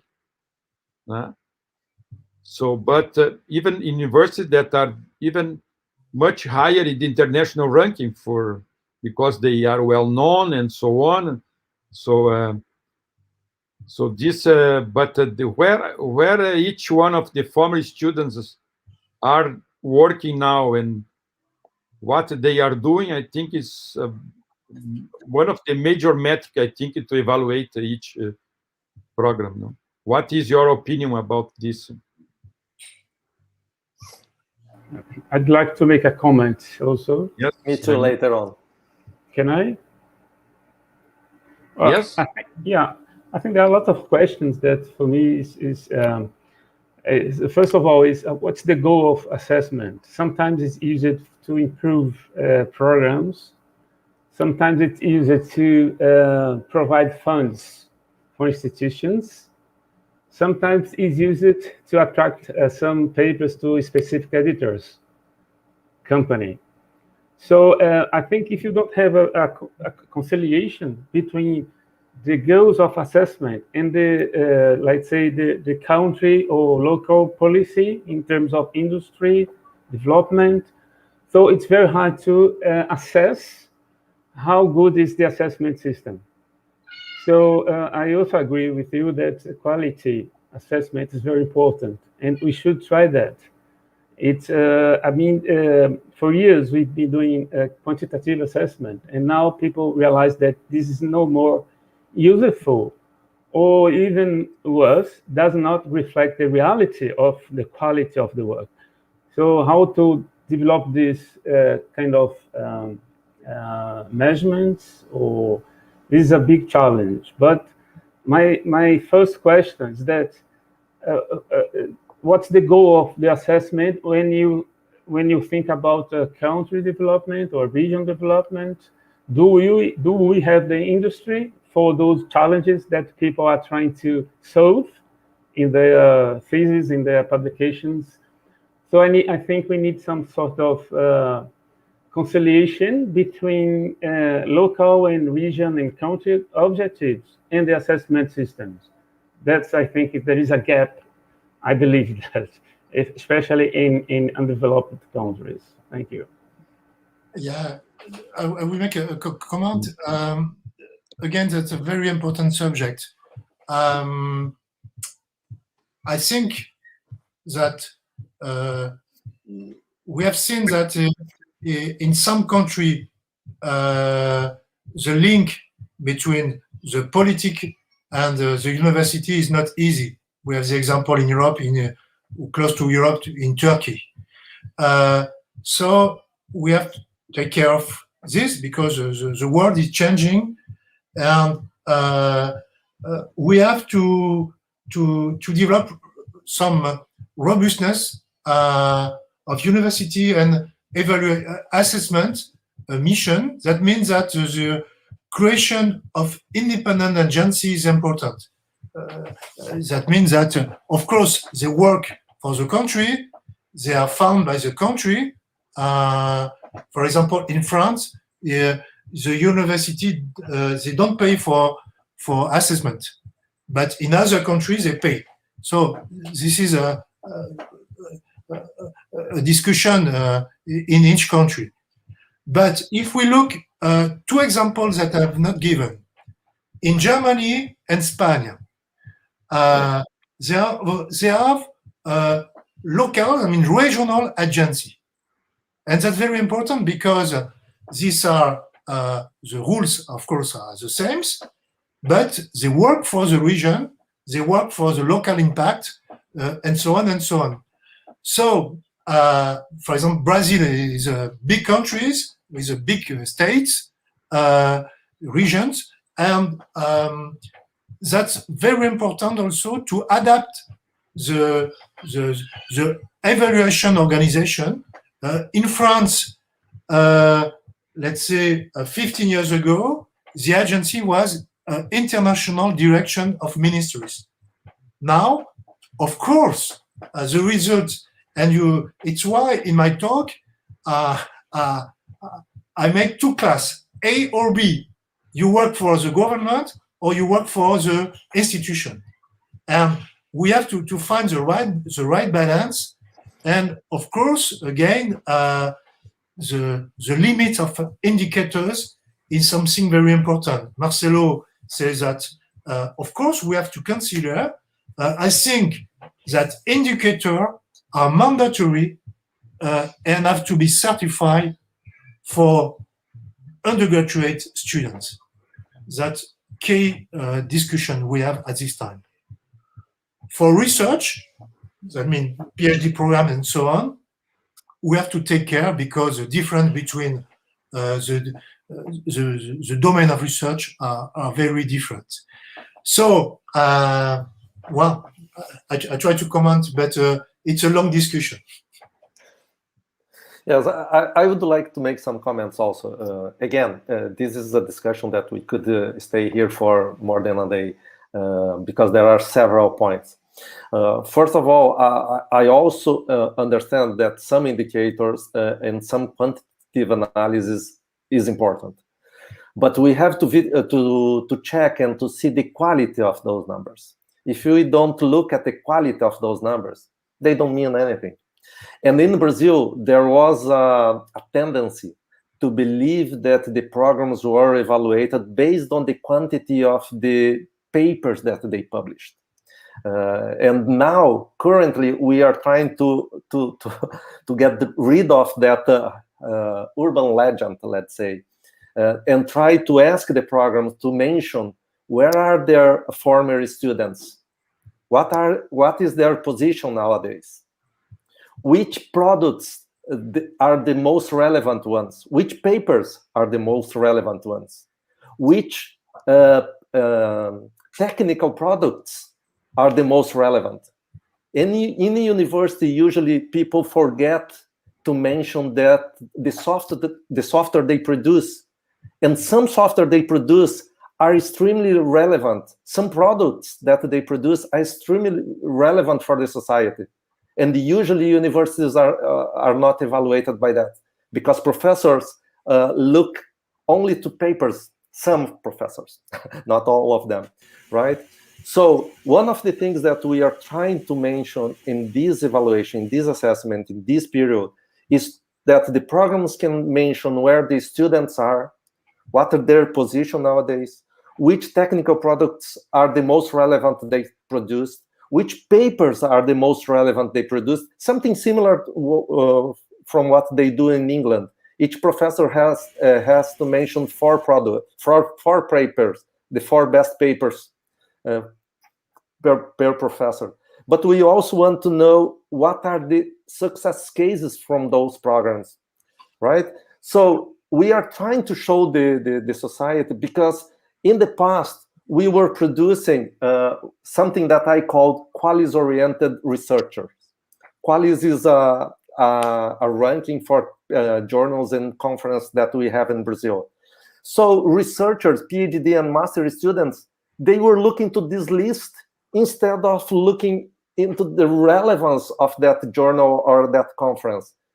So this was wrong, and we have to change that, because otherwise we won't produce very high quality researchers or professionals that will go to the market.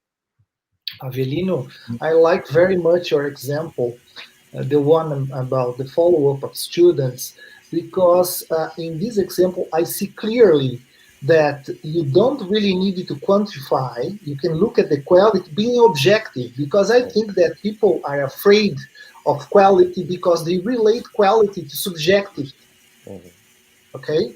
And this is the point. And I would say that many of the objects that you could quantify in the follow-up of students may become meaningless. So quantifying is not even if you can have numbers.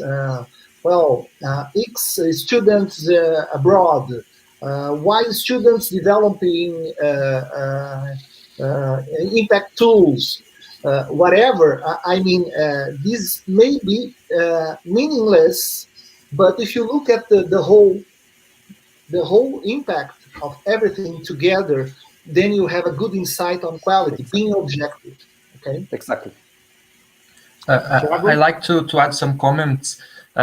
This change of direction through a more qualitative evaluation is very challenging for the graduate programs. The first reason is because, as Avelino said, people are oriented to papers and qualis and so on. Sometimes they forgot to report to the coordinator, to the board of the graduate program, other achievements that are not papers and finished advisings, and so on. The second challenge is quality of report. How can I prove it to the agency? How can I report that? And in this evaluation, the system in which we put this information is being changed, but I think a lot of improvements must be done in order that we can better report such indicators that are not the traditional ones. And so, in my opinion, this transition must take some time to occur to adjust these small problems. Okay, thank you. More comments about this? Avelino, you are... Yeah. Okay. A very quick comment. As Michel said, I think by the end of his talk, there is no perfect system. And we have to move forward, and we have to improve in every step that we take, right? So, Tiago, yes, it's not perfect, but it is moving, I believe, in the right direction. We were too metrics-oriented or indicators-oriented, and now we are moving again to qualitative-oriented evaluation. Of course, we are going to see the indicators and the metrics, but we have also to look at the quality of those indicators. Otherwise, we will produce researchers that only look to numbers and not to the quality of the numbers. But the indicators, I think we should ban some of the indicators, no? For example, for me, the age index is something completely, really strange. How people in science and technology can use this kind of indicators, because it's completely fake sometimes, no? So if you have a conference with 10 papers with 10 reference, the age index is 10. If you have another conference with 10 paper with 1,000 reference each one, the age index is also 10. So this is just to, so when you see the result of the use of age index, the number of errors is incredible in both directions. No? We know very well here in Brazil some international conference like SAC that is top ranked because it's just a very large conference, because age index and also the impact factor is mainly an indicator of size and not of quality, no? And then still, I think the best way is to have a committee that can see all the aspects. And when we take, for example, the special interest group in any field in the Brazilian Computer Society, and this is a good point, because now we have a good connection between the evaluation committee at CAPES and the Brazilian Computer Society. So as the special interest group of the Brazilian Computer Society are being listened, it's probably in all other committees like the one that I participate, it's very, very easy to converge which are the best journals and more important journals for our community. And there is also a lot of change in index between fields in one area. For example, there is in computing, there is some areas that are areas of that are in the moment. So if you see artificial intelligence and others, there is much more attraction to read the papers and then to do reference to them and so on. That is an important area for sure.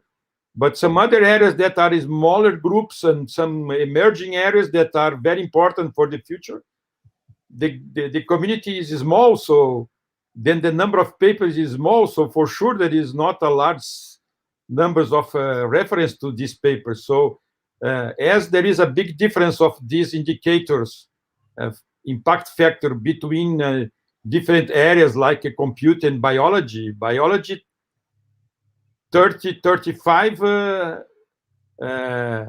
impact factor is just the minimum people consider, no? In computing, 2 or 3 is already a good journal, no? And so, but inside the area also there is a big difference in each domain of computing, no? So I think always the best way is to have a good committee to evaluate and also to visit the locations and to see, as it was already told, what are doing now the former students of each graduate program, and all the impact in the society. For example, the industry in each location that was born by the activity in the university. So here in Rio Grande do Sul, we have a good example, no? In other locations in the country also, no, you see also a nice activity in computing in industry in the Northeast, in Recife, because it was born from the university there, no? So this is my opinion in this point. So maybe I think we should go to in the direction to conclude our event. So I would like to give to each one of you the opportunity to give your final comments. So we can start this time by the last one, that was Avelino. Okay, thank you again, Professor Ricardo. Thank you, Michel, Raimundo, Marcelo, and Tiago for the comments also. This, again, I'll repeat what I said at the beginning. This is a very important and live discussion. It's something that we do in our everyday life also. We do assessment on the things that we do. We do assessment all the time, right? And I think we should continue discussing this and move forward, improve the system, right? and every time the science is going forward also, we have to prove the way to assess the research that we produce, the products that we produce, the quality of the students that we are teaching, and so on. So again, thank you for everyone, and let's hope we get to a better assessment in the future. Okay, Tiago. Firstly, thank you all. Thank you, Michel, Avelino, Ricardo, Raimundo, and Marcelo for this panel. And my message is let's communicate better, a better communication in the report that we do for the agencies. It's crucial to have a good evaluation and a better communication with society to have this external evaluation, this informal evaluation also with success. Thank you. Thank you. Marcelo? Well, this is a very hot and challenging topic, right? I think that we could, all along this panel, cover many of the aspects. Not in depth, of course, because time is not enough to look into all different aspects of assessment and quality assurance. In my particular case, I brought the need of looking at different stakeholders in this assessment and quality assurance process. I know that those stakeholders are being considered already somehow, but they do not appear explicitly speaking, right? So I think that they should be more protagonist. And I mentioned industry, but you could take my slides and just replace industry by civil society. Mm-hmm. Okay, so for the future, always progressing, the sense of having something better than the past, we should, I think, should give some protagonism to those very important stakeholders. Thank you again for all your insights, sharing of experience, and thank you very much again. Thank you, Marcelo. Raimundo? Thank you all, Ricardo, Michel, Avelino, Marcelo, Tiago. It's been a very nice panel.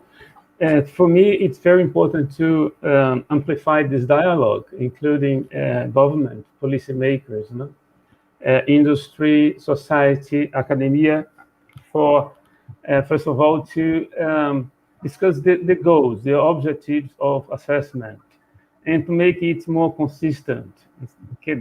As Michel has well pointed, there is no unique solution, unique instance of this model to solve all the problems. But we do need to hear society about what society thinks about what academia and industry, what they need to develop for the better of the country, of its population. So I think this kind of dialogue we have now here should be amplified to reach the policymakers of government, industry, and society in general.